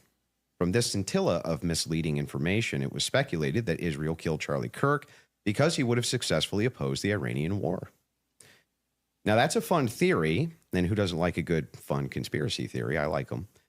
But there is no evidence that Israel actually killed Charlie Kirk. And if Candace has some, I'd like her to actually show it to me. I'm open to suggestions, but to date, there hasn't been any. There is, however, tons of evidence that a leftist killed Charlie Kirk, just as Charlie feared they would. I believe Charlie Kirk, and I have the receipts. No, I didn't have a dream where he came to me and told me that the left killed him. No, he didn't come to me a dream and say, Candace Owens betrayed him. That never happened. In fact, I don't need dreams of any kind because I hold in my possession never before seen messages from Charlie Kirk to his security team on September 9th, 2025. Wow. I'm going to share the message with you today, which is the first time this information's ever been publicly revealed. On September 9th, Charlie's security team wrote to him, yes, law enforcement has been fully supportive and agreed to a security plan and posture. Tomorrow's event will be covered by both my team and the campus PD. If additional support is required, patrol units will be available. I have 11 on site. Charlie responded with this. Okay, great. Remind them that they are there for one person's security only, because I'm somewhat worried the left is trying to kill me. That was a message sent September 9th. Wow. Whatever could he have meant by that? Well, I think he meant exactly what he said, that he was worried the left was going to try to kill him. Now, we'll discuss this more later on in the debate, and maybe I have more never-before-seen evidence that exposes just how wrong and, in my opinion, idiotic many of these conspiracy theories have been. But that's what happens when you rely on what's called the evidence of the gaps. In other words, they don't have evidence, they seem to just make up evidence. And what did they make up? Well, in my opinion, kind of whatever lined the pockets. And I think it's ghoulish to profit off of the death of a good man. But we came here today to debate, and so let's get to it. The debate topic today is, 1, my belief that there's overwhelming evidence that Tyler Robinson killed Charlie Kirk, and 2, Candace's belief that there's overwhelming evidence that Tyler Robinson was a patsy and didn't kill Charlie Kirk. In sum, the audience is going to decide who has more evidence supporting their theory. My theory is that the state is correct that Tyler Robinson is the killer, at least based on evidence so far, and Candace's theory that Tyler Robinson is not the killer and he's a patsy set up by the feds. Insane. To be clear, this is not a question of reasonable doubt. If it was reasonable doubt, and that's all it was, and that's all Candace was proffering, I wouldn't even be here having the debate with her. It's fair to have doubts, as a trial has yet to occur, and the state hasn't even begun to try to prove their case beyond a reasonable doubt, but Candace makes a more forceful claim. She claims that there's more evidence that Tyler is not guilty of murder and was set up as a patsy than there is for the state's case. And I just think that that's absurd. And she will not be able to demonstrate that in any way. In fact, she has almost no real evidence at all of her theory, whereas my theory is supported by compelling witness testimony, physical evidence, multiple confessions, all of which are independently compelling, but which are even more convincing as each piece of evidence corroborates the others. You'll notice the term overwhelming was included in both theories. This is because Candace demanded I defend my use of that term, which I think is fair, in describing the evidence against Tyler Robinson. She, on the other hand, only wanted to defend her theory as merely viable. That is, until I showed her clips in which she said she believed the evidence of her theory, that Tyler Robinson's a patsy, was supported by overwhelming evidence. Only then did she agree to defend that position. Regardless, we're both defending the claim that there's overwhelming evidence on our side, so it's worth defining that term.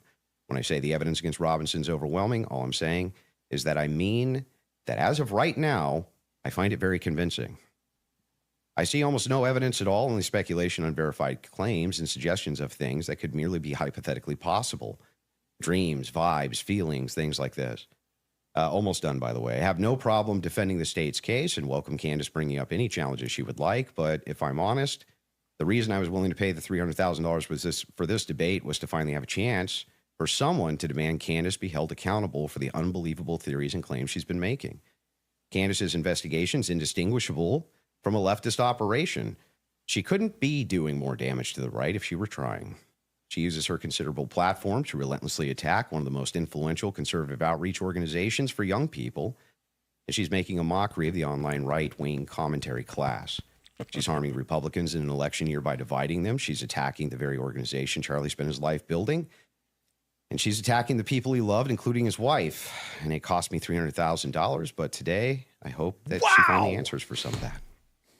Thank you, Andrew. How did Andrew have Get it out of your system? I did. Okay, great. Well, I'm not going to waste time with the preamble because I think I just want to get to the substance of the debate, and we'll just speak to the audience. I've obviously had an audience since we've been covering this case. People know that there was a personal friendship between me and Charlie, and diminishing the pursuit of something that makes sense regarding what happened on September 10th. by throwing it to this is just people who are conspiracy theorists. These are people who are just trying to generate clicks. I don't think Emotional that people plea. should be satisfied by that. I want people to remember that it's important to think. We've been lied to by the government a great many times over, just the last couple of years, if you just think of the things that we've learned about our government. And I do want to say this. Not an argument. What's been the most disturbing element, I think, for everyone is that not only does the narrative not make any sense, which I'm going to demonstrate, I don't need to waste time with the preamble going through the points or trying to insult you or pretending that I've been running a podcast saying it's just dreams and vibes like I'm Miss Cleo. And that's the reason why it's taking so many influencers. It looks like $1 billion industry of influencers to dispute everything Candace says. It's not because I'm on my platform saying I had a dream last night. I don't think I think that diminishes you as an argument. Obviously, we have presented a lot of evidence. You just presented a text message and said this is evidence. Well, that's how this entire thing began. You're talking about how Israel got into the conversation. It was because immediately after Charlie died, one of the first things we saw was this push to make us all think and remember how much he loved Israel. It's because the prime minister of Israel, who's fighting like a 27-front war, felt that he needed to come do a little mini tour and to be, strangely, to state that I did not kill Charlie Kirk when nobody That's not was true. having that thought that I can remember. Nobody was going, I wonder if Bibi Netanyahu killed Charlie Kirk. And then we had a round of influencers who lied and said Charlie was not changing on Israel, that he wasn't having any disagreements regarding that topic, that the day he died, he just loved Israel so much. And I demonstrated via a text message, which you just mentioned, and you're now contextualizing and pretending it was just about Tucker Carlson, which is not true. It was a part of a broader shift that Charlie was having over the last, I would say, actually, on your show, it began since October 7th, which is when I began asking myself more questions about Israel as well.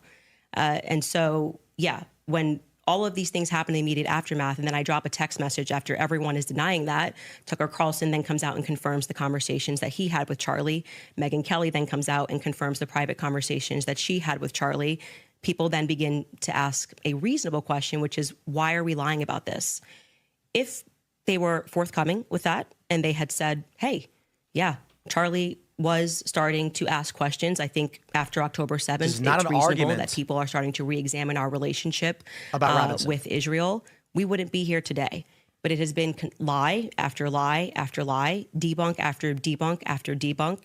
Yes, I did share that I had a dream that Charlie was betrayed. It's not a dream anymore. It's She's a debating a reality. conjecture I look unrelated at what to the the organization assassination. has become, the people that they are partnering with, the lies that they are telling, the extraordinary people that they're sending out to say that I hadn't speak to Charlie since 2018, and it begins to look like a conspiracy.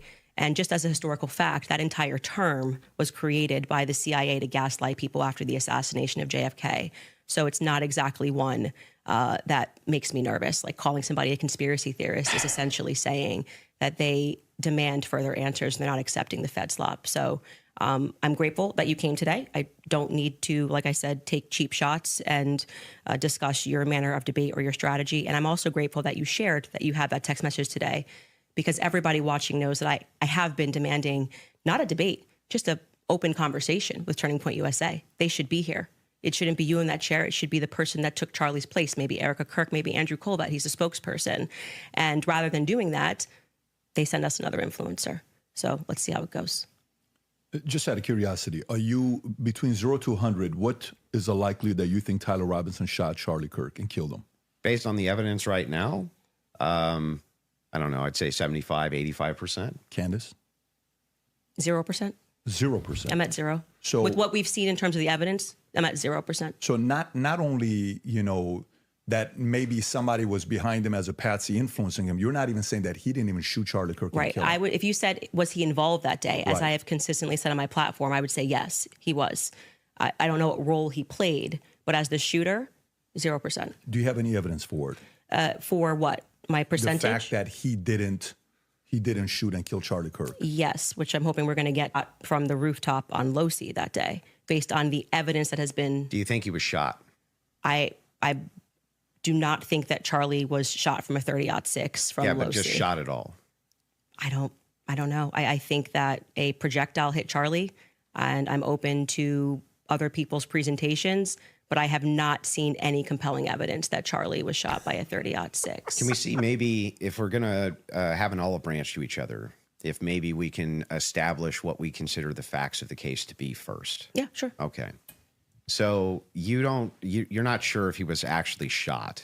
You're open to alternative theories. He was definitely hit with a projectile of some description. If we're talking about was he shot from a gun, a 30-06, I would say definitively no. Okay. It defies common sense to think that he had a Superman neck, and even if he did have a Superman neck, which has been demonstrated, I think actually recently a YouTuber actually set up Spalhala steel cages and shot it, and it went through. So under no circumstance will I. So at least not a 30-06. Definitively not a Okay, 30-06 you from are low C, open- 150 feet. No, But you're not necessarily closing off the avenue that he could have been shot at all. with maybe a smaller. Smaller caliber. Okay. And then there's some things that I'm going to make concessions on that I do think we need more answers on, and I'm fine with that. And we can get to those things as well. The other thing is in the timeline, one of the things that we dispute, I think, on the timeline is that you think that Robinson drove hours away to a steakhouse in Yes. the timeline. Is that correct? Yes. Okay. And what's the compelling evidence that you think you have there? I spoke to the owner of the restaurant, and I have seen the receipts. Can't I fact know check that. the conversation that I had, and I think it's enough that it will be presented. Obviously, if this goes to trial, but yes, I do believe that he was in Panguitch, which is near his grandparents' home. Did he give you an unedited copy of that receipt? I have seen an unedited copy of that receipt. It was not given to me from the owner. But I want to, before we get into like all the timeline stuff, I want to address what you think is evidence so we can keep this on par with what your claim is. Since Well, I think that that's a piece of evidence that's in dispute, and that's why I'm. yeah, but because if we're not trying to get establishing to the whether there's timeline- overwhelming evidence that Tyler Robinson did this. Yeah, So if you whether want to then use starting the first, with if you want to use the first part of that for the internal critique, yeah, for you, we should that's go fine. over the actual Okay, evidence that so we feel. The first reason that I think, and I think it's compelling evidence, is that Tyler Robinson's rifle was found near the crime scene. So I would consider that to be very good evidence. And also the fact of the matter is that I dispute this claim that a 30-06 could not have made this wound. restaurant owner I think did that's claim absurd. Robinson 150 stopped there. grain Remington core lock absolutely could shatter when it hits the neck of any human being. When you say that there's some steel neck and it's a smaller caliber, you have to make a counter explanation.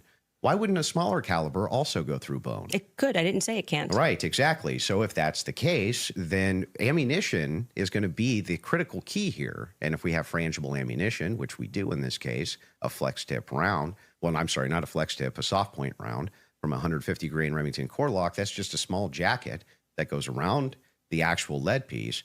This thing could have split apart in air for all we know, but definitely upon impact. And we have the medical examiner who confirms this in a summary. And my team can bring that up, the summarization, which means he would have to be a part of some kind of conspiracy as well. Okay. So just to start with your point about saying that the gun was found near him, near Losey Center, or I guess off in the woods.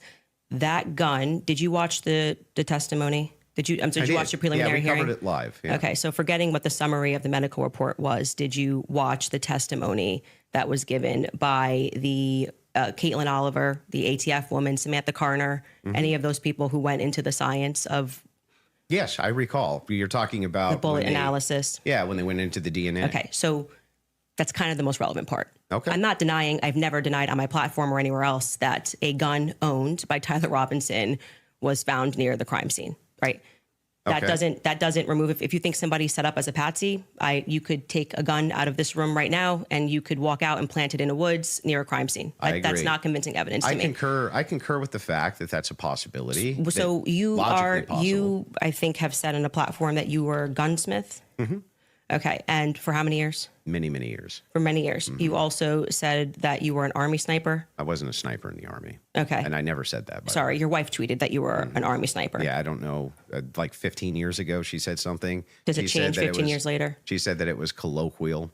So Army sniper is a colloquial term? Yeah, I was never an Army sniper. Okay. What did you do in the Army? Did you teach? She then I corrected it and said you taught rifles in the Army? No, I didn't teach rifle. No, I taught rifles as a private citizen. Okay. And I was an NRA instructor for many, many, many years alongside my gun shop. As with your expertise, when she gave testimony on the stand, Samantha Carner, that there was dust and there was debris that was found in the gun barrel. Yep. And then when we had the person who, and this was, I believe, Caitlin Oliver, who explained painfully about the DNA, the prints. Well, let's start with a point at a time. I'm not done. You said something, so I'm going to finish my thought, right? You don't want to do a point at a time? No, well, sure. If you want to respond to, but I want you to respond to 2 points. I want you to start with 2 points. Okay. Dust and debris in the gun barrel. Yeah. Secondly, the fact that there were 5 sets of prints, 5 plus actually by the end of the testimony, 5 sets of prints for which we already had the woman who worked for the FBI forensics testify that above 2 prints, if you're taking a sample, it's no longer a science, right? She testified that when they took the sample of what was on the trigger, they saw 5 plus prints. And among those 5 plus prints, Tyler Robinson's was the most degraded. So I would like you to explain how Tyler Robinson's prints could be the most degraded when she said, actually, you could have DNA on something that you've touched. You could have DNA on something that you've never touched. And to get DNA degradation, they've looked at pieces, items 20, 40 years on that don't have degradation. Yet Tyler Robinson's prints, amongst 5 plus other prints, were the most degraded on that weapon. So let's get into all 3 of the claims. First, with debris.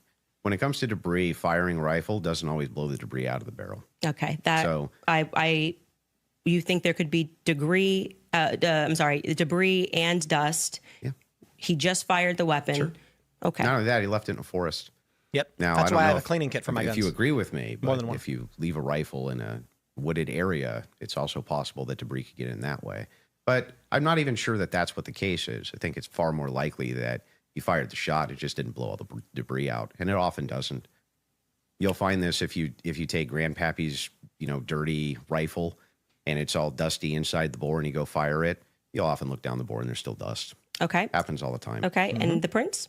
Yeah, so the prints, we don't know all of the details on just yet. We do. It was excruciatingly long testimony on the prints. We don't, because they haven't gone to trial, so we don't know on the print front. But Tyler Robinson's DNA was on there. You made the claim that Lance Twiggs' DNA was on there, and it was not. Well, when she gave the testimony, hold on. First, let's go to your first point, because that's wrong. We can get a fact check on that. What do you mean we don't know until it goes to trial about the degraded prints?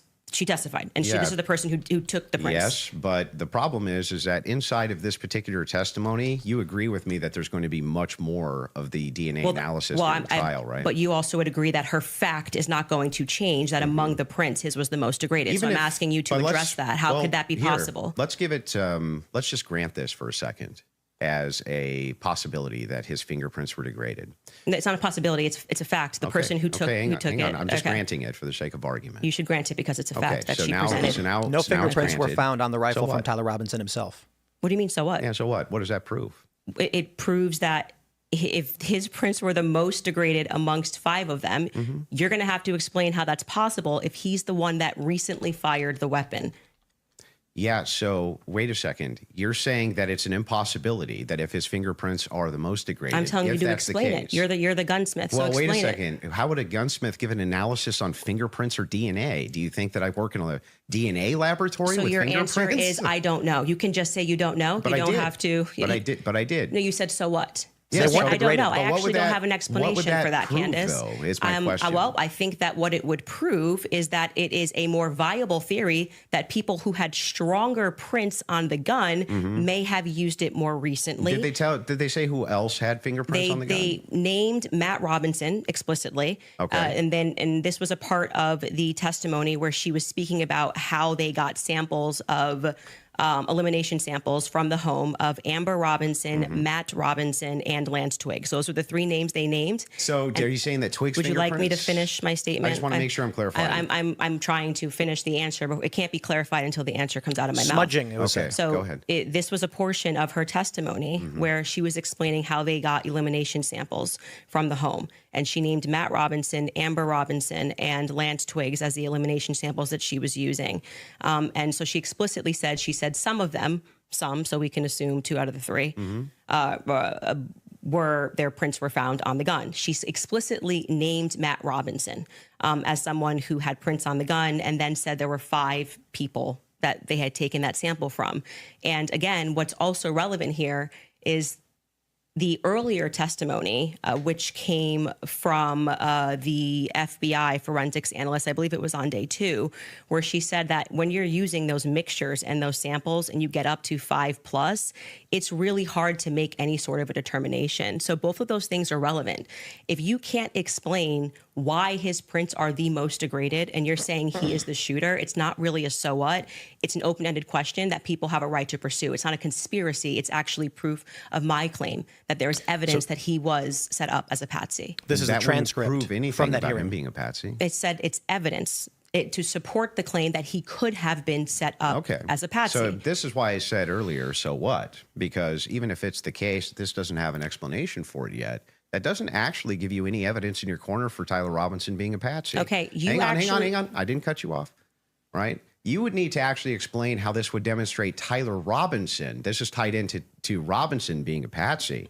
Are you claiming that these fingerprints were Lance Twiggs or that he had any DNA there? I'm saying that it could be Matt Robinson. It could be Amber Robinson. That sort of information is going to come out during the trial. How would that tie into the idea that he's a patsy? Yes, though? because if his is the most degraded prints and the information that I shared on my platform is true, Wow, this that is this massively gun was wrong. given to Tyler Robinson as an heirloom. I had conversation with members of the Robinson family, Twiggs family, both of them. You know, like I said, we're not just dreaming. And if we're having those conversations and they told me that that gun was only given to Tyler Robinson because it was a family heirloom. Okay, so it was his grandfather's gun or great-grandfather's gun. Okay. I don't remember the difference. I don't remember which one it was. And so he got it because he's the firstborn. So, but he's not much of a shooter, is what I was told. And so he has this because he inherited it, essentially. So if I get something from my grandpa and I put it up on the shelf and I own this, you could see that could be. How do we get to the patsy part? You don't let me ever get to the end of the sentence. So how could we get to the patsy part Okay, if I can't get to the end of the I'll wait sentence? patiently till we get to So the that patsy could be a part. reasonable explanation as to why there was dust in the barrel, because he doesn't often shoot this weapon and he is indeed a fisher. And it could also be a reasonable explanation for why we have Matt Robinson's prints on this. Obviously, Lance Twiggs, even if he has prints on things, they live together. That doesn't really mean anything. But that could demonstrate that somebody took his weapon and put it somewhere. His prints are the most degraded. Somebody else's prints, there's more presence of somebody else's prints, and that could demonstrate that somebody is taking items from his house and putting it into various But it places. also could demonstrate nothing. So the problem that you have here is that this is pure conjecture. No, this is not evidence that Tyler Robinson is a patsy. It's only evidence that you have conjectured up that, if it's the case that these are the more degraded prints, then therefore that means must be patsy because parents' fingerprint, dad's They're not even arguing fingerprints something on real at this gun? point. I didn't say must be Describe patsy. how this actually links in to Robinson being a patsy. Okay, I just described that for you, so I can explain it to you, but I can't understand it for you, so I'm going to move on from that. But to just go back to your point about this is not evidence, you can't make that claim because the entire basis for why you think that there's evidence for Tyler Robinson being the person that took the shot is based off of a hearing under Utah 1102 rules, meaning that they are doing the exact same thing that I am doing. This is the state. You said you're here to represent the state. Well, did you watch the preliminary I hearing? didn't say I was here to represent the state. The state's position you think is strong and convincing. What okay? I'm here to do is represent my own opinion, You which said is in that your opening based on statement- based on the evidence presented so far by the state. The state has that I find it presented convincing. evidence under Utah's 1102 rule. But this doesn't demonstrate any patsy No, that's very behavior. important because that rule is hearsay. So you can't say at the same time, Great. Candace, you're not allowed to. And what that means under the Utah rule, which I'm sure you know, because I'm sure you watched the preliminary hearing and yourself understand what that means, is that the entire hearing was hearsay. It means none of that information that was presented is going to be allowed. The majority of it, the overwhelming majority of it is not going to be allowed at the trial. They're allowed to present when it's just a probative I hearing. don't think all the evidence that was put in was hearsay. Okay, you didn't watch this case. But not only that, no. This is a huge point. This This is crazy that you don't know this. Didn't I just say she was We going need to do more that? than a fact check. This was every single The team day. in the back is Utah actually Rule saying They want to 1102. go there. So they said there's a medical examiner's explanation of the shooting that's in the back. Rob, if you want to pull it up, and then Candace, if anybody from your team wants to pull something up, no problem as well, but they're requesting it. If you guys got it, pull it up so we can show it. And in the interim, is that it? Yeah. So I'll read this. Just what are we looking at, just so we know? Yeah, so this says the bullet, or at least part of it, sequentially perforated the interior left of Mr. Kirk's neck, strap muscles of the left side of the neck. This is a summary, by the way.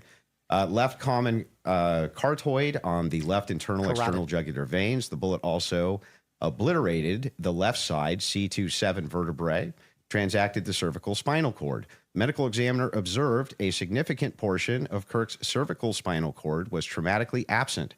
Mr. Kirk suffered from other severe injuries, including bilateral, apical, and posterior intercostal hemorrhages, pulmonary, apical hemorrhages, multiple disruptions to the thyroid, et cetera, et cetera. So the summary of the examination is that he was shot.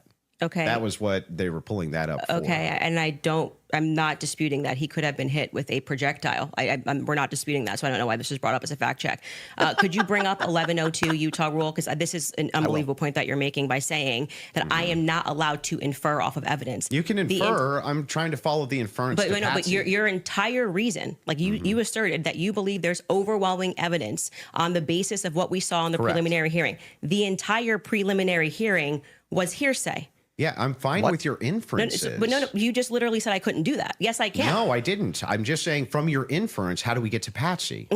This is how you got to Shooter. The Tyler Robinson did it. The same way that you got to Tyler Robinson. From that. Yes, you did. You again, this is something important, so we should pull up a fact check about what the 1102 Utah, and under their constitution, for the sake of a preliminary hearing, they do not have to have hard evidence. They don't have to put people on the trial. They don't have to. But no, that's why the entire hearing was basically hearsay. Officer Bagley was saying. But not all of it, like I said. The overwhelming majority. Again, no dispute. Outside of the one that you don't want to give. Please don't cut me off. Though. Outside of that is what's in dispute. It means that your entire brand of saying you don't have evidence falls apart when the entire preliminary hearing is based off of hearsay. In fact, Lance's testimony before preliminary hearing was not the evidence. Hour debate. Actually, maybe it was more than an hour debate before he sat, and they said this is not going to be allowed. You wouldn't even be allowed to do this. We'd be able to cross-examine him. The questions that they're asking Lance are all leading. And what did he say? Well, I'm the magistrate under Utah Constitution.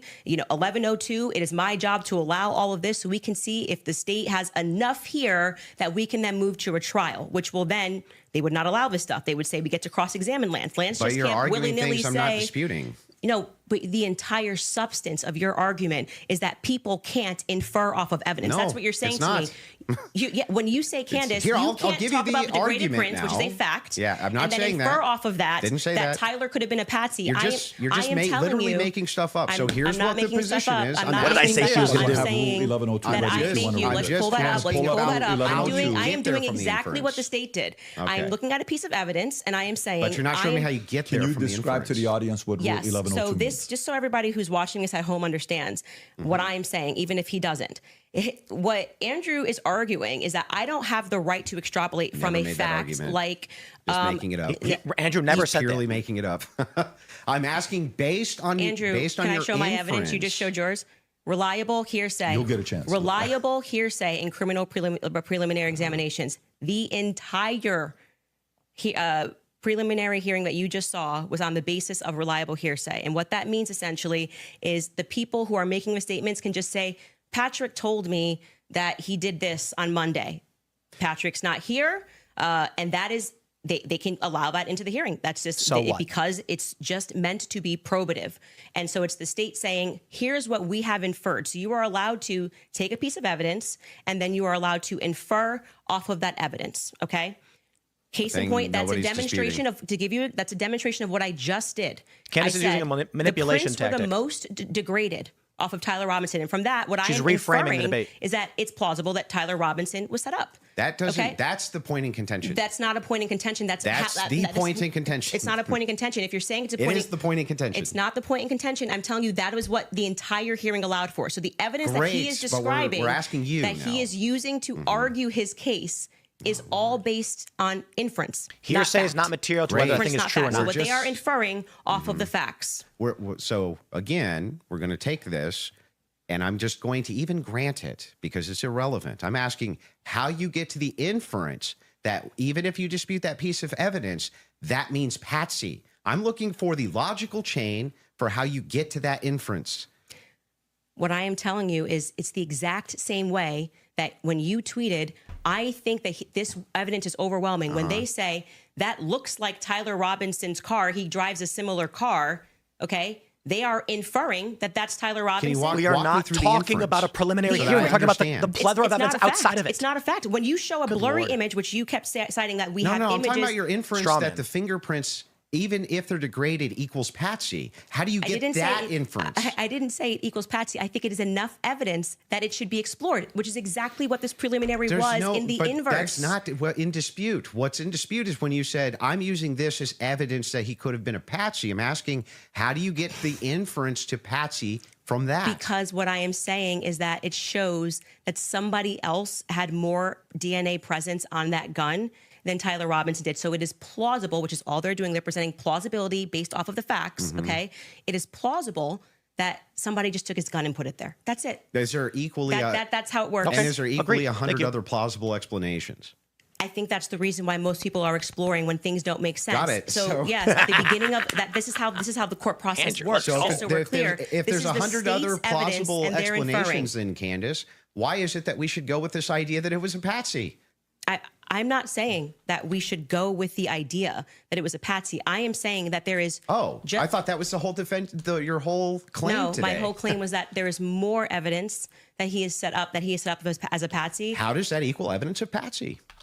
I don't know how many times I can say this. Like I'm saying that I am using the exact same mechanism that you are accepting for some reason in the Utah courtroom. Yeah. Right. To say, I'm going to look at the evidence and I'm going to infer an alternative theory. So you just saw the states and you're accepting it. And they have not presented any concrete facts. You listed on your own Twitter that what you found to be convincing was something that looked like his car pulled into the driveway, a blurry image. No, I didn't. A standard white guy coming up the steps that could literally be anyone. This never happened. Can we get a fact check on that? Can we pull up his tweet where he goes over the I didn't say that's what convinced me. When you actually didn't say it's what convinced me, but you said this is the evidence that you found to be overwhelming, and you named, I believe, actually 5 things. I think you said it was his car.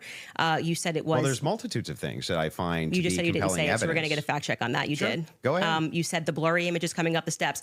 Quite literally, when Officer Bagley testified, they talk about when I'm talking about making inference. This is the most I thought was the most absurd testimony I've ever heard. And pardon me, it was actually David Hull. They asked him a question. How did you know the guy in the maroon shirt was the same as the guy that came up the stairs later that was wearing the American flag black shirt? And he said, they're wearing the same shoes. Why is that absurd? That's how you decided these two are the same people. Oh, wow. What a scientific. They're both wearing Converses. Okay. That's an absurd thing to say. That is not evidence that these are the same people if we're both wearing Converses. That was what he said.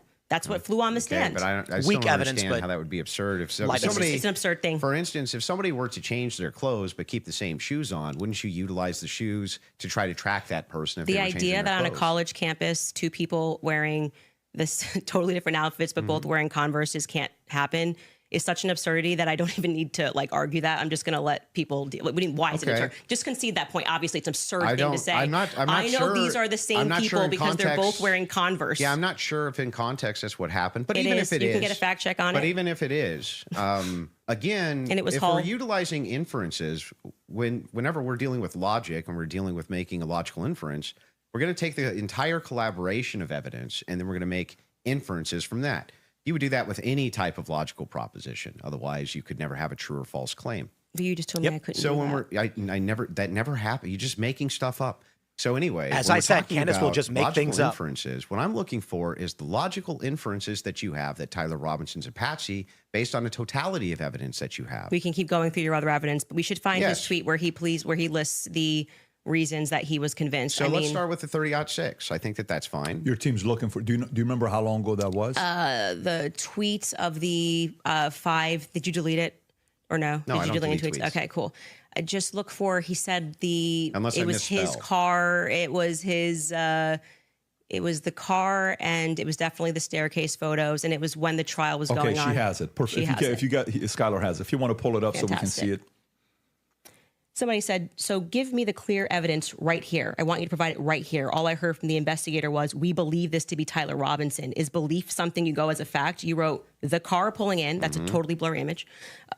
Robinson getting out of it. You have no idea if that's Tyler Robinson. The fact that he is seen 4 other times on camera. The fact being just a standard white boy with brown hair was seen walking up staircase. The DNA on the roof, we should discuss that. And on the screwdriver that he left behind, it's overwhelming, man. Yeah, but that's not an exhaustive list. Well, just so we're clear, you did tweet it. But it's not an exhaustive. Yeah, well, but just you 5 said seconds ago, you should concede. You said I only said this one thing and said that was overwhelming, actually. That's not what I said. It is. You could even Patrick, pull your did own I clip. say that? Can you fact check if that was said or not? I did not hear her say So the this. thing that's funny here is like we still aren't getting to any of these inferences. So Why are you pivoting? So but just say you were I'm wrong. not. It's cool to just say I was wrong. I did say it. I'm not wrong. So back to the tweet aspect here. It was really funny. That's not an exhaustive list of why I find it. I didn't say it was exhaustive. I just said you said it. And on top of and he's it, not wrong. No, you didn't. You said that I only said this one thing and then said based on that it's over. Well, I didn't. You didn't mention that I mentioned the screwdriver, DNA, all of these other things. You never mentioned any of that. They're not debating Tyler Robinson no, anymore. You're actually incorrect there. But on top of that, moving over to the actual evidence itself. Are you Yes, I'm okay. Anyway, back I to wasn't the gonna ask evidence if you're itself. okay. Yes, Actually, I'm fine. I'm glad you're asserting that you're okay. But I wasn't worried about your health. I'm just saying back to that I this. just said you tweeted this. You said no, I didn't. We got a fact check, and now you're like just gonna gaslight me and pretend that I There's said no gaslighting. It wasn't exhaustive. I never said that. I just said you did say this. Zero gaslighting. I didn't say you couldn't have said more, but I would like to address what you this said is in your that tweet. time. If this is how you want to spend it interrogating my position, you can do it that way. I'm just addressing what you asserted on your Twitter was like the hard evidence that convinced you it was overwhelming. That's literally That's your debate not what claim. you said. That's not actually, in fact, what happened in that exchange. They're now debating what I they was here said 3 for it. minutes ago about something he said a month what's your ago. Not even position Tyler here? Robinson. Yeah, Come so on, my guys, move position on. is that based on all of the evidence, which has been demonstrated, at least all the evidence to my knowledge, that I am actually not seeing anything that's compelling as an alternative theory. I'm not seeing anything which is convincing me of something otherwise than what the state is presenting as evidence. That's my position, if Okay. that's what you're asking me. So just going back to what you did actually tweet, is it fair for me to ask questions about that? Is that Oh the my only God. tweet you're going to ask me about? Well, we're addressing your claim I- that the evidence is overwhelming. I knew and this is a Candace was tweet where gonna you do listed this. what you felt was overwhelming. I think that's fair. but not right? ex- I feel like sure, that's fair. but not exhaustive, just so you know. And I never said it was Okay. exhaustive. Go even ahead. though you said Then I why did. bring it Sure, up? whatever you want. But yeah, so going back to that, all of that, as you say to me, well, Candace, why are you addressing and making inferences off of the testimony? No, I never asked you why. Andrew You're never making said this. inferences. She I keeps asked you saying he how, did, he with didn't. The inference you made, you got to the conclusion. Okay, so I would like to know how you got to the conclusion. And I'm just going to throw it right back at you because Yeah, for some that's reason fair. you permit yourself to do it. And that's what I'm demonstrating is that you permit yourself to do it. And then you say, when I do it, it's a conspiracy, right? No. How are you able to infer off of blurry staircase images that is Tyler Robinson? Yeah, so in that particular case, what you do is you take that evidence, you combine it with other evidence.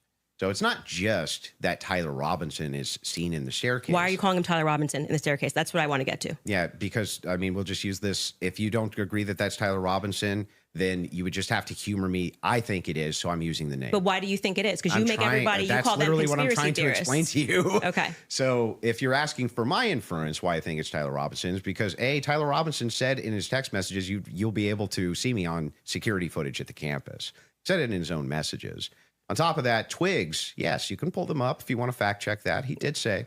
On Yeah, top I would. of I'm that, sorry. I actually think I really did miss that. I'm not saying you're wrong. I Yeah. don't remember him saying you're going to see me in. Yeah, I'm in footage. paraphrasing. Can but we it was pull that close to up? it. Yeah, If I you don't- may I have think it that's on. By the not way, Pull it up. Twigs himself said that he gonna had see me some on the staircase? he had some maybe a tiny bit of doubt, but it sure looked like Tyler Robinson inside of this various surveillance footage that he saw. So Lance, sorry. Hang Go on, ahead. You're hang on. right. So there's multiple reasons why it is that I believe that that's Tyler Robinson, Mm-hmm. not just because of blurry footage. Did you have a dream?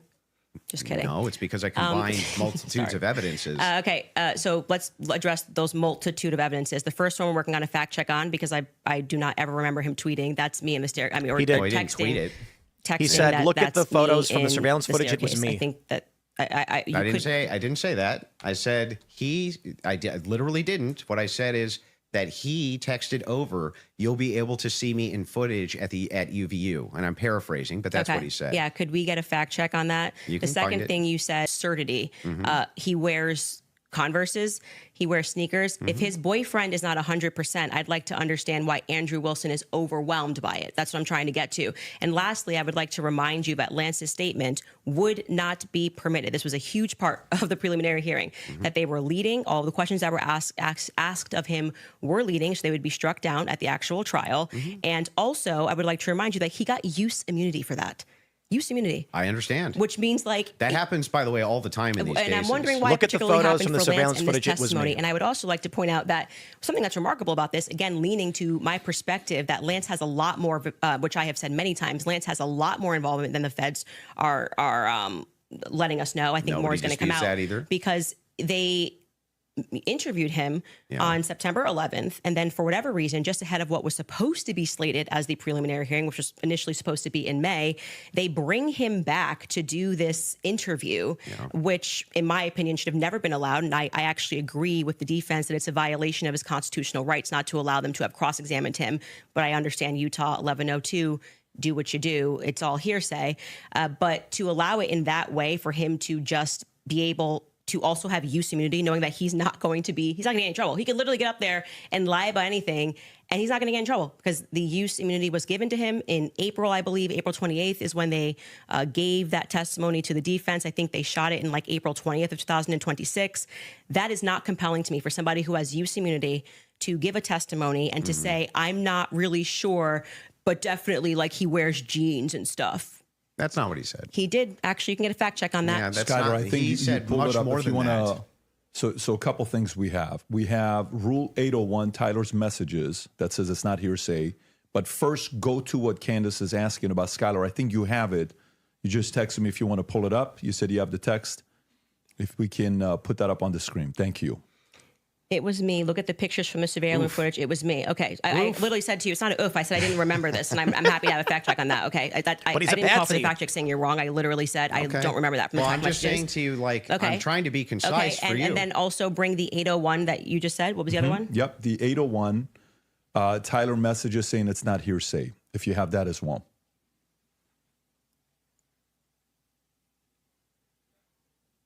There you go. Wait, what are we saying is not hearsay? I thought you Statements said that the are not messages. hearsay. A statement texts are not that hearsay. meets the following conditions is not hearsay. It was hearsay. They said it in the trial. Hang on. Okay. Okay. Is consistent with the declarant's testimony and the declarant denies having made the statement or has forgotten, or is consistent with the declarant's testimony and is offered to rebut the express implied charge that the declarant recently fabricated or acted in recent improper influence or motive in testifying.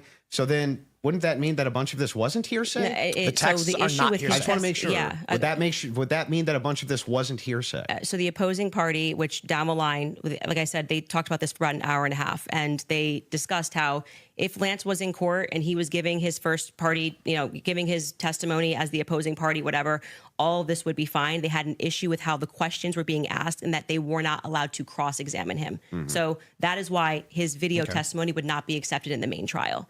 And what I said to you is this entire preliminary hearing is under Utah's 1102. So they are allowed to just use hearsay. And No, so you the didn't judge, say when that. he You So said what? most of it was hearsay, actually.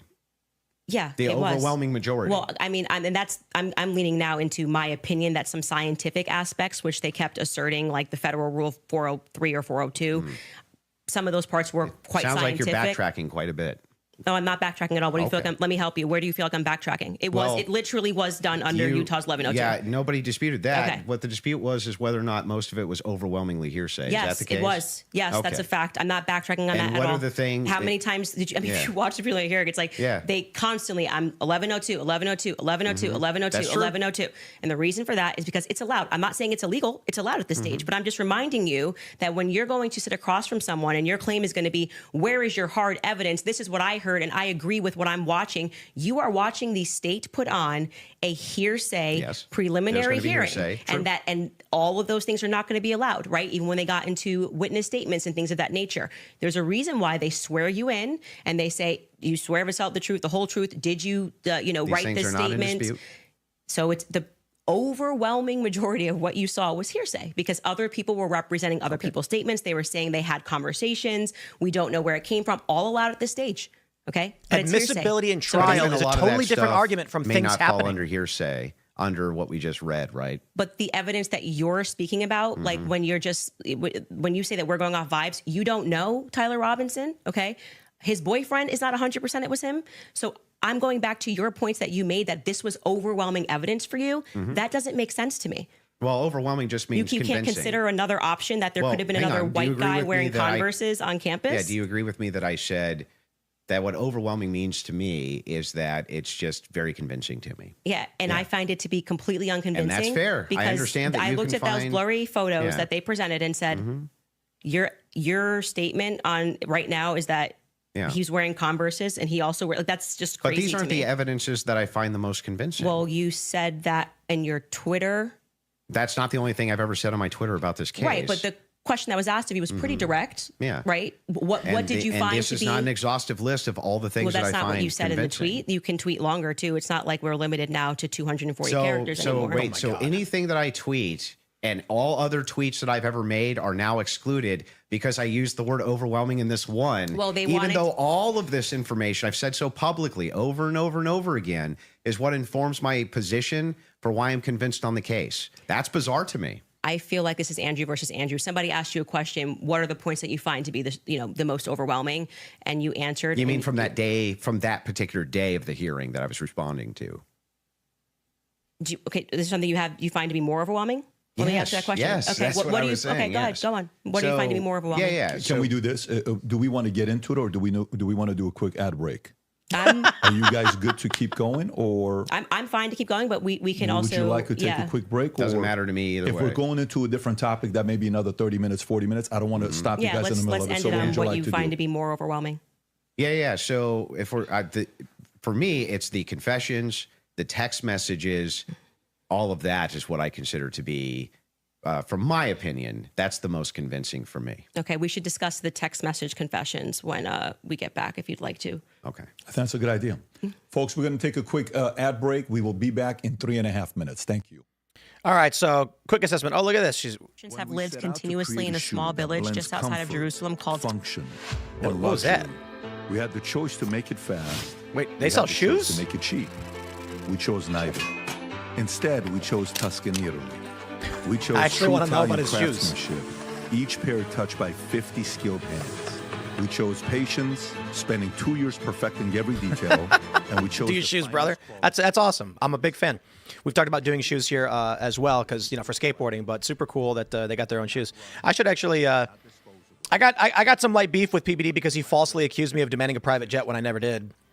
The quick version of the story is that he asked me to debate Cuomo, and I said I just can't because Friday night we do IRL. There's no flight I could take.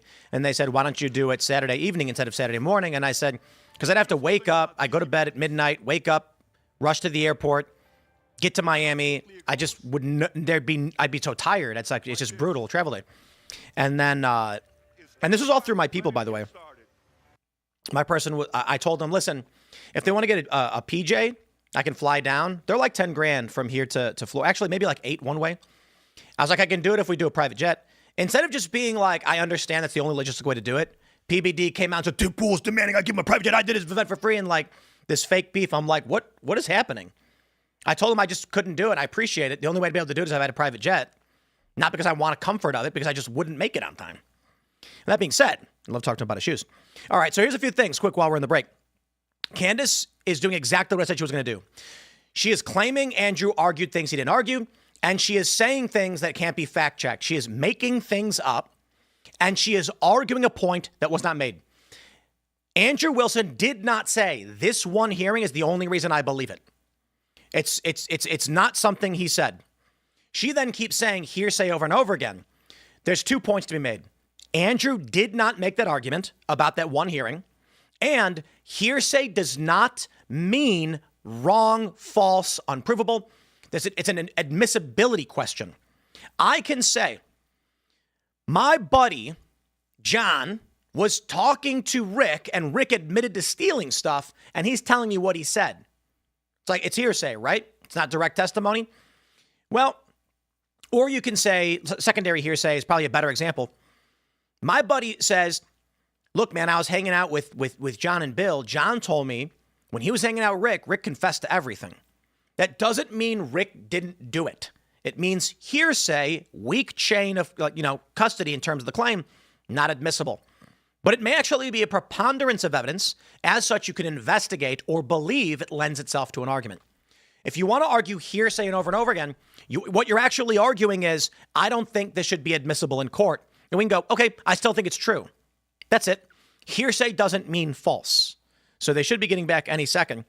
But as I stated again, she keeps making these claims that Andrew didn't claim.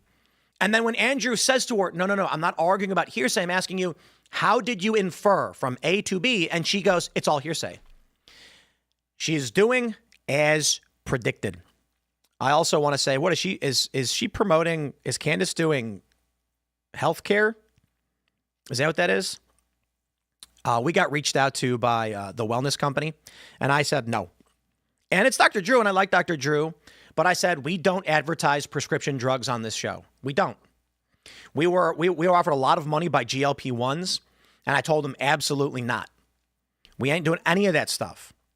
It's kind of wild to me how many people decided to do it, because we just went through this big thing where Big Pharma is trying to get us to sell drugs to people. And I'm like, guys, I'm not going to tell people to go buy prescription drugs. They can talk to their doctor and figure out what drugs work for them and get second opinions.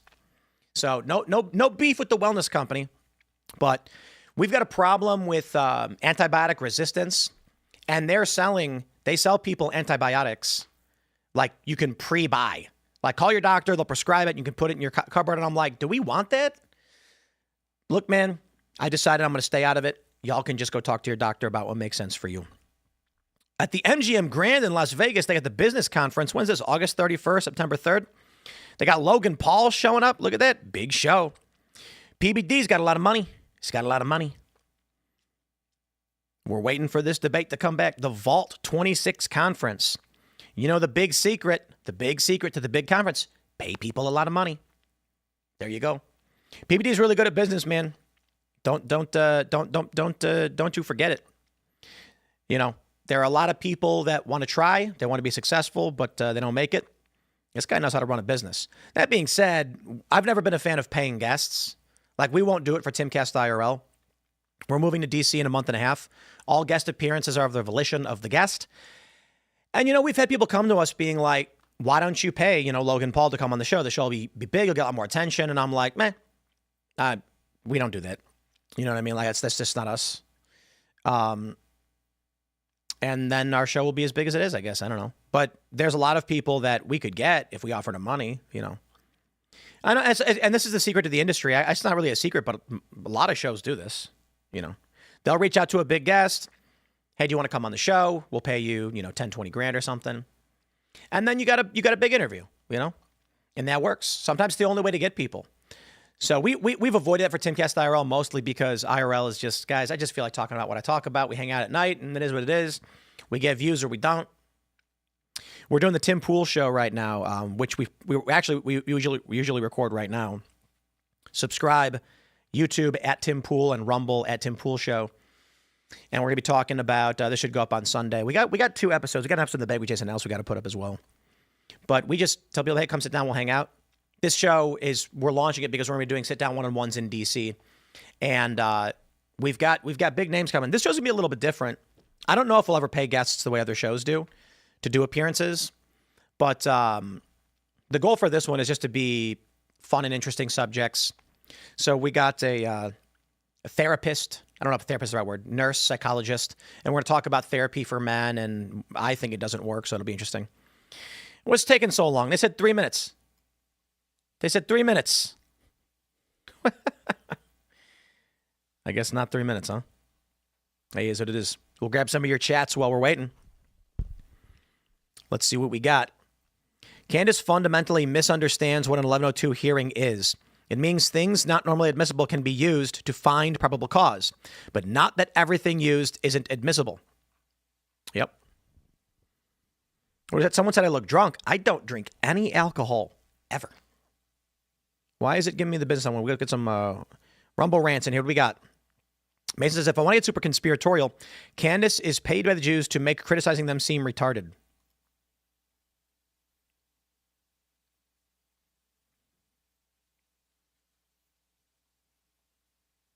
My buddy just texted me. He says, you're shadow banned.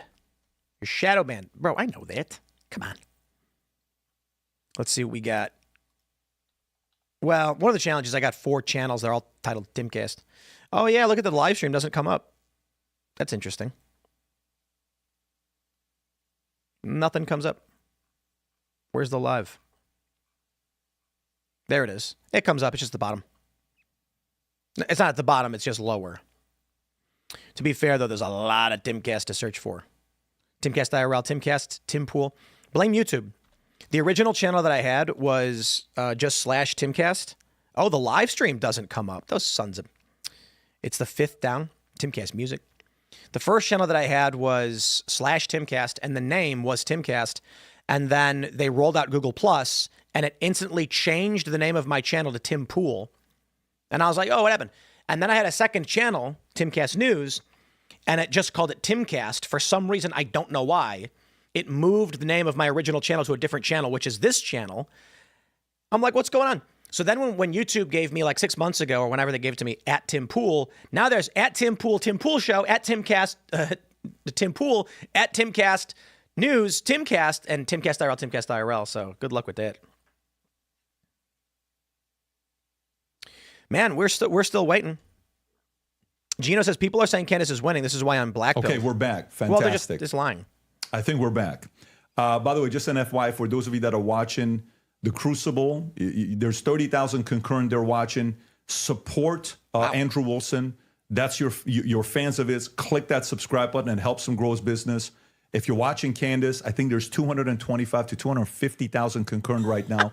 We'd like to see that 300, 400,000 number on there. Click that button as well to subscribe and share it with your friends and family. And if you're watching it on PBD Podcast, do the same there as well. This allows us to have more conversations like this. The mainstream media hates the fact that we're having these conversations right now, just so you know. They want to control it. This is free for all. This is what's best for the audience. That's why we like freedom of speech. Having said that, let's go back into the text conversation you were having, right? Okay. Let's stay there, and then we'll go into the cross-examination stuff in about 30 minutes. feature on YouTube. That sounds fair. That's cool. Okay, so yeah, I used basically 3 pillars for the totality of the evidence. Okay, so if you want to know exactly what those 3 pillars are, this is going to be the testimony with the text messages and the confessions. This is going to be the physical evidence, and this is going to be the totality of the summary of the case. Okay, so right now we're focusing on one of these pillars in my defense, which is fine. I understand that I have to defend my claims as well. So when we're talking about the messages themselves, they seem totally valid. I have no idea why they wouldn't be valid. And I have not heard any good explanation for why it is that these messages should even be questioned. The defense hasn't questioned them, as far as I'm aware. Nobody has actually questioned that these messages came from Robinson to date, except perhaps you and other people who are kind of in that camp. But why should I question these exactly? I'm not sure. Okay, so first let's just go over legally what the point is of a probative hearing. The defense is not they're not there to say or to argue or to defend themselves at all. They have to address what is being presented by the state, okay? So they're not here to then say, let me give you an explanation for these text messages. Agreed. The relevant portion of what the defense did do was actually before we got to the preliminary hearing. I had mentioned that it was initially supposed to be scheduled for some time in May. They asked for an extension. That reading through those filings of why they were requesting an extension and why I actually believe their extension should have been granted because they did not receive discovery on their text messages. That was one of the reasons. There were many reasons why they wanted to have an extension, but this was crucial, right? Andrew is winning the PBD just poll. The general sense that these messages feel off, and yes, you are allowed to have an intuition, you are allowed to have a sense and just go, this is very weird. We're being told this kid had like above a 4.0, Tyler Robinson. He wanted to get away. I think the text messages almost run head to head with themselves. Like he wanted to get away with it. So he thought the best thing to do would be to text a full confession of what he did down to what I didn't even remember saying, yeah, and that's also me in the surveillance footage. it felt a little too on the nose. People have common sense. You just don't text message. But then we're also supposed to believe that he put a note under and burn this and get rid of the evidence. But don't worry about that because I'm about to text you a full confession. That it felt off. It felt weird off the bat. The manner in which they were texting, we're told he's like a gamer who's using a Dremel to carve expressions, catch fascist. But then suddenly he's writing like a 1700 Also, as a Helldivers novelist. player, he did actually get the 500K code correct. Yeah, I'm not a gamer, so we'll say that if we start debating that, you'll be way over my head. But yes, but my point being yeah. is just first, it's a general sense of why people had a reaction to these messages that seemed like they were written by Jane Austen rather than like a kid who games and writes catch. Yeah, but do you see fascist. how that's intuition? That is, I am. I just said that. I said just parking aside the intuition of just something feels wrong here, which you should follow your intuition. You should actually do that. If you say the COVID vaccine is running out, feels like it's coming out too fast, and there's too many celebrities telling me to do it, I'd like to take a pause. That's good. That is, you are allowed to do that. I believe in intuition. But hang on. Let me respond a little bit here because you've been going for a minute. Let me at least respond to a little bit of this. So the first thing is like when people bring up the COVID vaccine, not trusting the COVID vaccine en masse was the science. That wasn't just intuition. That was the science. There was tons of competing science. Now, they tried to suppress it. That's true. But there was tons of competing science for why you shouldn't take a risky mRNA vaccine and masks and things like this. Kept telling us was 100%. Now, when you're talking about intuition, though, when you say trust your intuition, I'm actually giving a different message. You actually should be very wary about trusting just your intuition. It is true that intuition can be useful, but it has to be tempered with logic, reason, explanatory power, and evidence, not just intuition. That's why we're parking it aside. Intuition is the first step. Something feels off, right? Okay. That was my first step with COVID. I don't like the way it's being pushed. It shouldn't require a celebrity campaign, by the way. Another element of that is why people don't feel good about the Charlie thing. Why do we have so many influencers saying things? It's over. Why are you guys all using the same adjective? Can you switch it up? I'm overwhelmed. Like, chill. Like, you can say, I found some kind parts like compelling. I think this should go. Like I found some parts compelling. Maybe we should, see at the trial. That would be Don't you think Fed slop's a buzzword for the counter industry? But everyone on the same day Overwhelmed is not a watching this buzzword. trial, which was, I would say, not overwhelming at all. Nobody came in medium, right? No one came in like there were some interesting aspects. This was a little suspect. But I do think it's enough to go to trial. They all came in like they were passing away and we're going to die from being overwhelmed. Well, they're trusting their intuition. Okay. Well, actually, in that scenario, they're looking at the preliminary hearing and have a reaction to it. It wasn't their intuition. But like I said, parking aside, just getting to the substance, parking that aside, aside just your general intuition that sometimes might be second messages. Then we look at the filings, which came from the defense, and they were requesting an extension saying, we have gone to the prosecution and we have requested all of this stuff in discovery. Yes, you are saying that you took Lance's phone, okay, and that you collected his phone on September 11th and that you sent it off or whatever. You took a picture of the text messages and we are being given these text messages to review. Crucially, Kathy Nestor said, I have not even been given access to my client's phone during this hearing. She said, I haven't even been given access to my client's phone.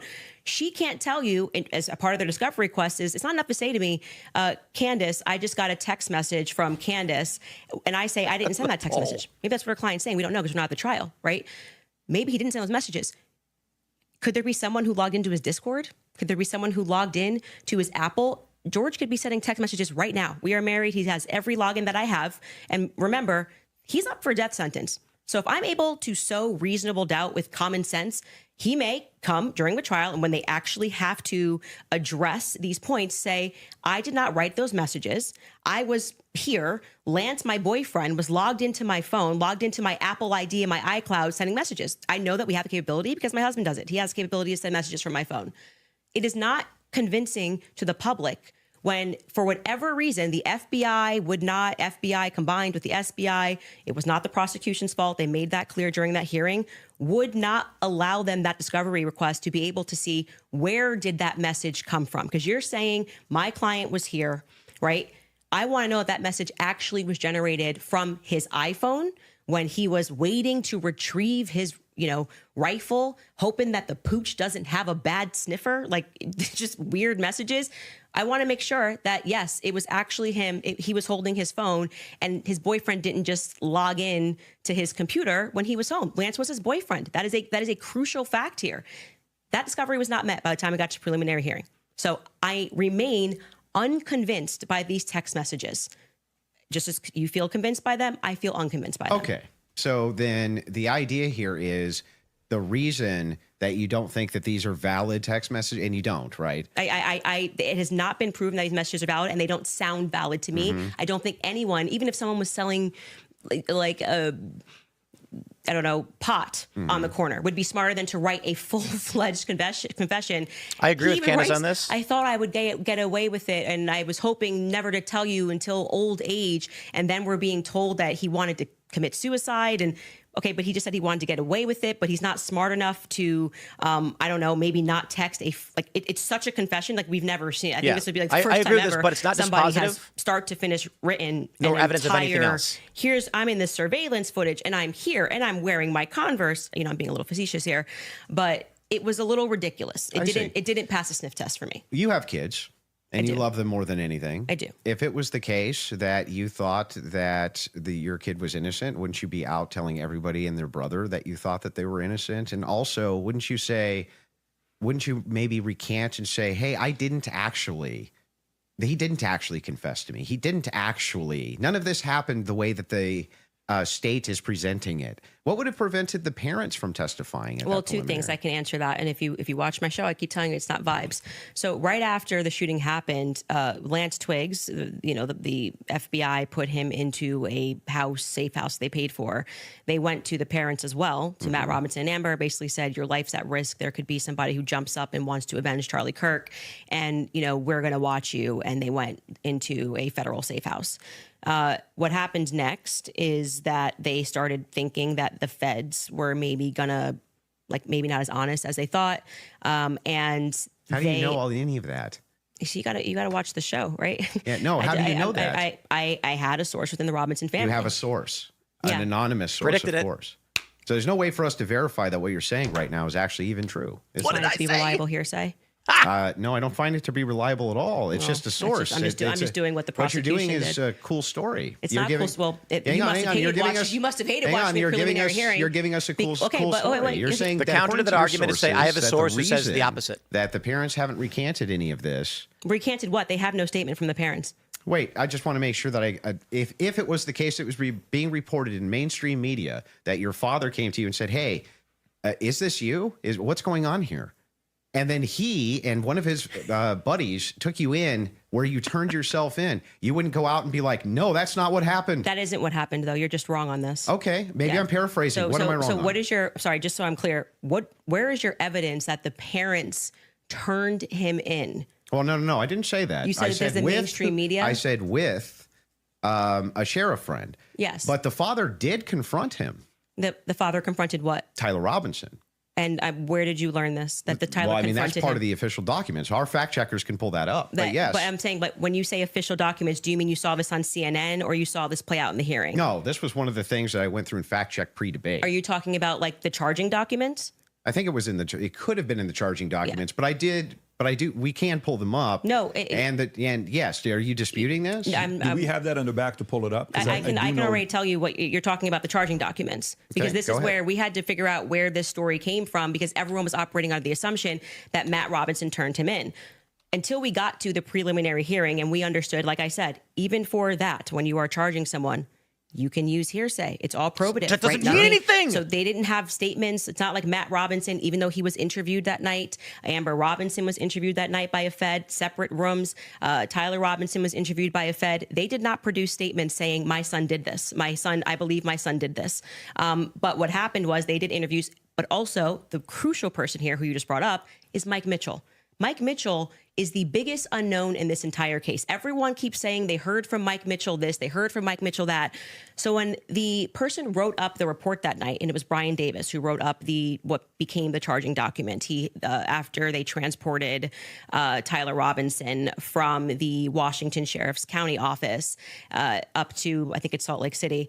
I think it was 4 a.m. in the morning that they got up there. He then writes the what becomes a charging document. So he's basically saying, we all spoke to a bunch of people and here's the information that we got, right? We've not seen that. So it could have come from Mike Mitchell. Mike Mitchell could be saying, I don't know how this negates the point, though. Why it wouldn't truly the negates parents? the point because you don't have a statement from the parents. Yeah, you are going. Why wouldn't they just correct the It's not correcting. That doesn't misinformation? negate the point. The point is that we now got the preliminary hearing. If the parents were the ones who said, "I'm turning my son in because he's guilty," I didn't say they turned him in. I think you're talking about the over. You said it's been the narrative. Everybody's known this. The narrative initially, which I think you agree with, was that Matt Robinson knew his kid was guilty and turned him into the police station. What actually happened in terms of Sheriff Brooksby, who was present there and gave a press conference, what happened was this Mike Mitchell character essentially peer pressured him, and we can get a fact check on this. We can find Sheriff Brooksby's press conference, and he said, they know it's you, and you're going to come in peaceably, or people are going to be banging down your door. He was a undercover cop, which I don't like that. I don't know what he did undercover. It's very hard to find anything about Mike Mitchell, but he worked with them for 20 plus years, the police officers. The reason why Tyler Robinson knew him was because he lived nearby and he was also his Boy Scout How leader. does this negate that the parents could write this second? And by the way, if you had the evidence, I'm going to address that point. I'm just saying that your first point, which is that the parents did this. Yeah. We don't know that the parents. I didn't say that they did ever. Never happened. You're quoting the parents as having said. You said that Matt Robinson said that his kid was. Did you say involved? I don't want to misquote you. Confronted him about it. Confronted him. Yes. And I'm telling you that we have not seen any evidence that that is true. We can fact check that. Okay. Because we do have evidence. And I'm saying it's the charging doc, which could have been derived from a statement Mike Mitchell said. Two things I have ready in the back. One is the charging doc, and the other one is a video of Kathy Nestor saying she hasn't seen Tyler's phone. Okay, we can run Kathy to go back, and then just to go backwards to Kathy first in court saying she didn't get her client's phone. Yeah, and then I think we'll go to the. If you're okay with that, thing not in dispute. These are all things that are not even disputed. Okay, so we don't have to show it. We never get to the thing that I am disputing. Well, I was just providing an answer. We were coming back in from a break because you were talking about the text messages as something that you felt was concrete. So it was just my rebuttal to you that it's not concrete because they haven't had a chance to actually answer that. And she didn't even get to see your client's phone. So that's effectively, again, the state saying these messages are real.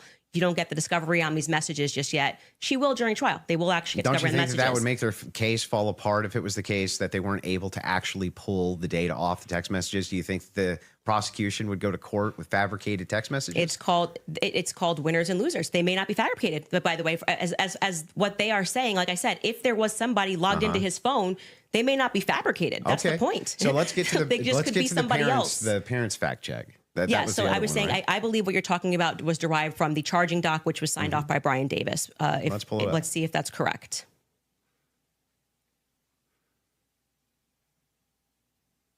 What are we looking at Robinson's mother explained that over the last year or so, I'm sorry. Can you zoom in a little bit? Is this the charging doc? I can't see it. Robinson's father reported that when his wife showed him the surveillance image of the suspected shooter in the news, he agreed that it looked like their son. He also believed that the rifle that police suspected the shooter used matched the rifle that was given to his son as a gift. As a result, Robinson's father contacted his son and asked him to send a photo of the rifle, which makes sense with the text messages. Robinson did not respond. However, Robinson's father spoke on the phone with Robinson. Robinson implied he planned to take his own life. Robinson's parents were able to convince him to meet at their home. Yes. So this is proving my point. This is from the charging document, correct? Yeah. So what I'm saying to you is that 3 people got interviewed on that night. Mike Mitchell got interviewed, Amber Robinson got interviewed, and Matt Robinson got interviewed. Of the 3 of them, only one of them actually wrote a statement, which was referred to in this preliminary trial. He came in, I believe, in March, Mike Mitchell, and he wrote a statement, which I find to be very shady that they decided to bring. But why aren't the parents disputing that? No. Well, first off, that's the question I've been asking. The parents are not going to ever play in court. Play to the cameras in court when they have a legal team that is going to be advising them not to speak to the court because your son could go to prison but forever. They're playing to somebody else who's your source. I'm not going to address that. They're playing to someone else who's your source, but won't go publicly tell the media this is not true. Well, what I did not say to you that I just said I have a source, so I want to be very clear and take it from somebody who is involved and permanently sued. When I have to take my lawyer's advice, I mean, there's so many things that I want to respond to when people are speaking about. Yeah, but it's bizarre that they would utilize a source which would get the information to you, but wouldn't just go to the media and be like, actually, that's all wrong. I am telling you that you would nary find a lawyer who would advise you to go to the media. This mother, especially when your son was up for death. If I thought that my kid was in any way, shape, or form going to be up. You couldn't shut me up. Or my wife, she would be like, that's not true. That's ridiculous. There's no possible. That never happened. These people are lying through their teeth. They'd be public whether you like it or not. There's a lot of instances in criminal culpability where they'll tell you not to go to the press. When a judge issues a gag order in a case and your son is up for death, and your lawyers could be advising you that if you say anything, you could blow the case, you would have a more responsible consideration. I see. And we're speaking opinion here. You're like, well, I wouldn't care. I'd violate it, and I'd violate the judge's orders and see what would happen. If you have a source, it seems like they're violating it with them. I'm not speaking to a source, but what I am saying to you is speaking just relevant to what this is. We have not seen any proof that statement that is included in this charging document. I think it is highly likely on the basis of the preliminary hearing that all came from Mike Mitchell. And Mike Mitchell would be a part. He's based saying, on the statements of it's parents. him saying the parents told me this. The parents could dispute that. That's going to come down the line, right? They're going to be able to seat the parents. I will say this, putting together context clues. If the state had it on, 100% certainty that Matt Robinson and Amber Robinson said it, a 5-day preliminary hearing would be a good time to say we have enough evidence. And I can tell you why Matt Robinson made this statement, and here is his statement that he signed. That would have been a good time to present that evidence. That would also be a good time for the defense to say that's just totally fabricated. No, it's not. It's the wrong time. They're not arguing Why couldn't anything. That is completely the wrong time. Why couldn't they? Because what they're doing is they already said they didn't receive discovery. They literally can't. They literally can't because they can't. They did not receive discovery. You're saying that they didn't receive that information? No. They just received the text messages. But in order to... That's not the text messages.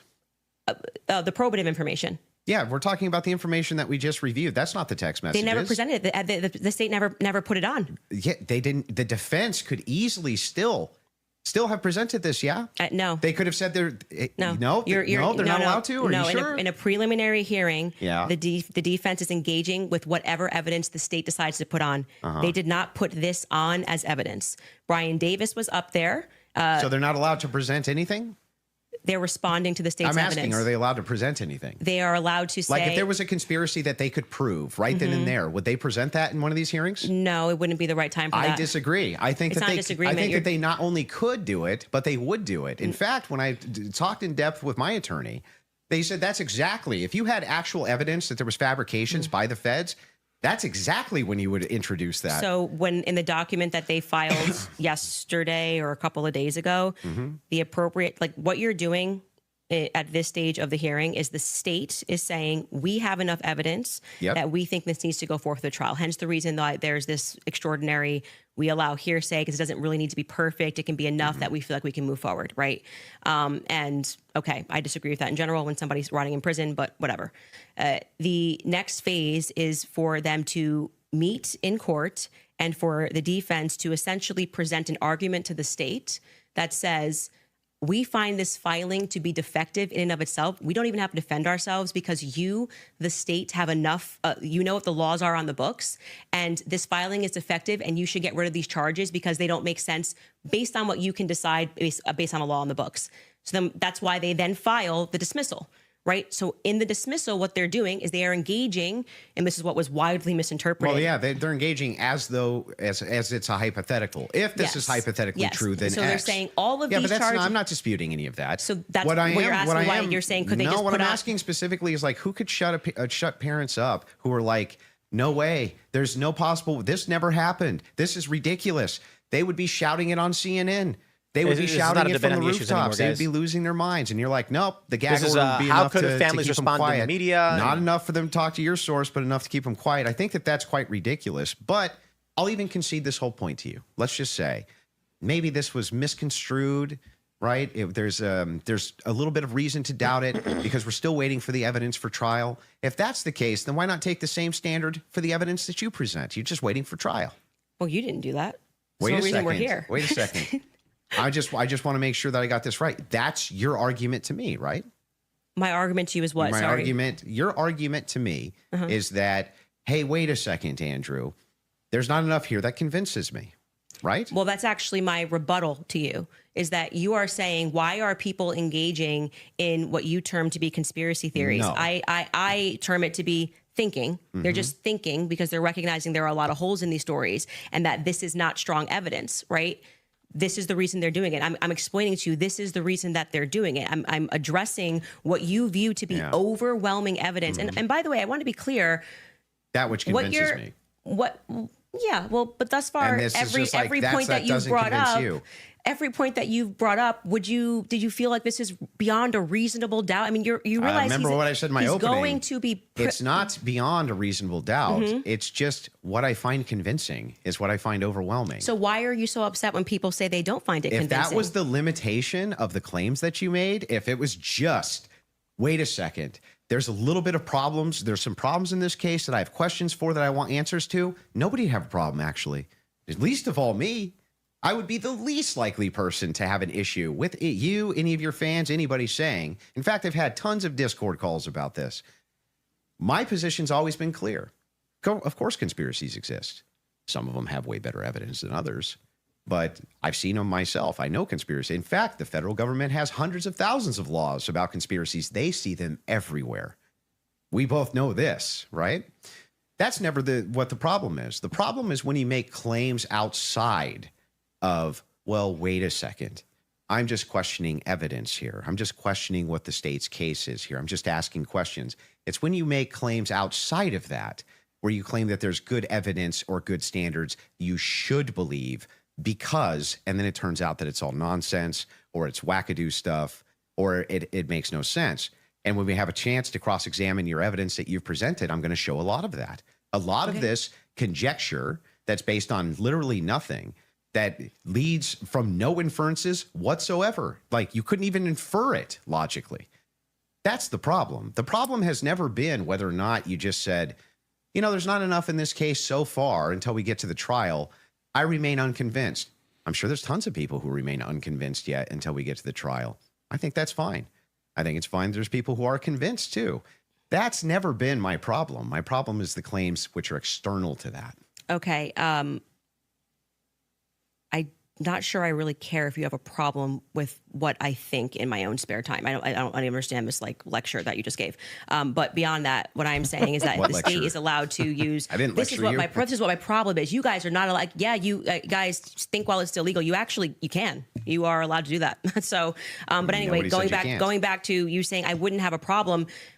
I think I just demonstrated pretty thoroughly that what you claim that you have a problem with is exactly what the state is engaged in at this stage. So it just doesn't make sense. That's not the case. In fact, so if people look and they say, I'm looking at the gun and I see and I'm inferring this, and someone else says, I'm looking at the gun evidence and I'm inferring that, they're both doing the exact same thing. They're not. You're just saying, I want to do it for the state. That's propositionally false. That is not propositionally false. I'll explain exactly how.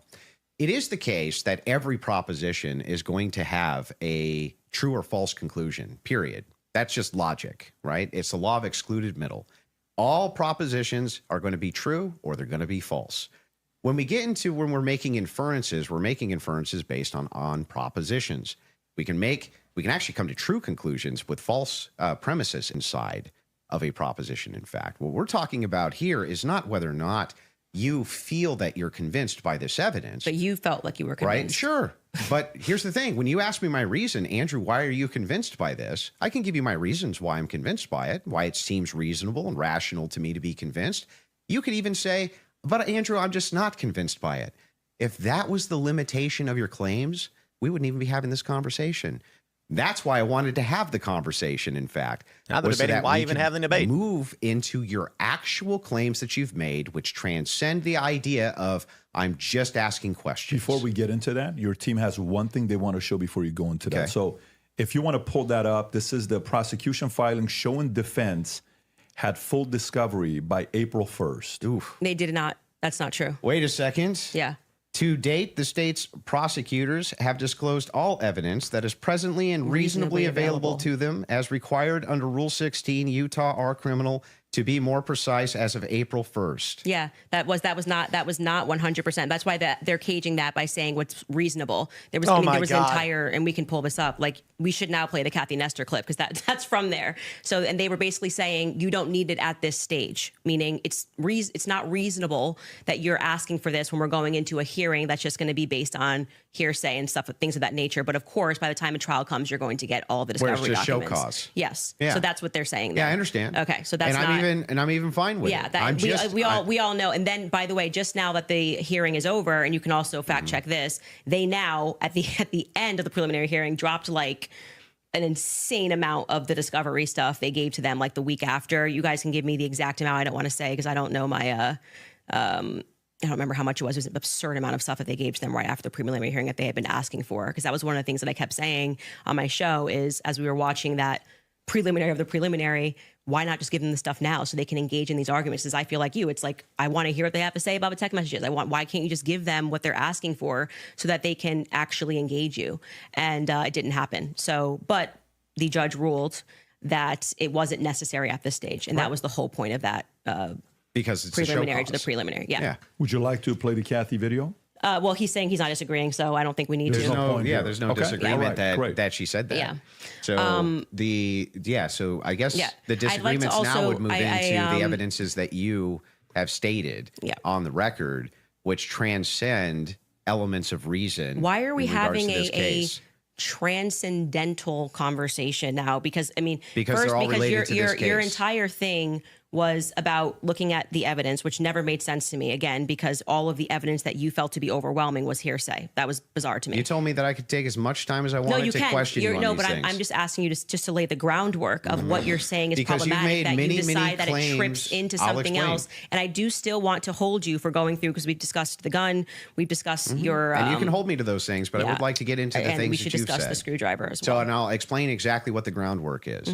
When you make claims which pass the idea of I'm just asking questions because the state's evidence is not convincing, I think you have to answer for those claims because they are in regards to this case. You're saying, I have a claim. It is in regards to the assassination of Charlie Kirk, which is what we're talking about, not just the case of Charlie Kirk, his assassination.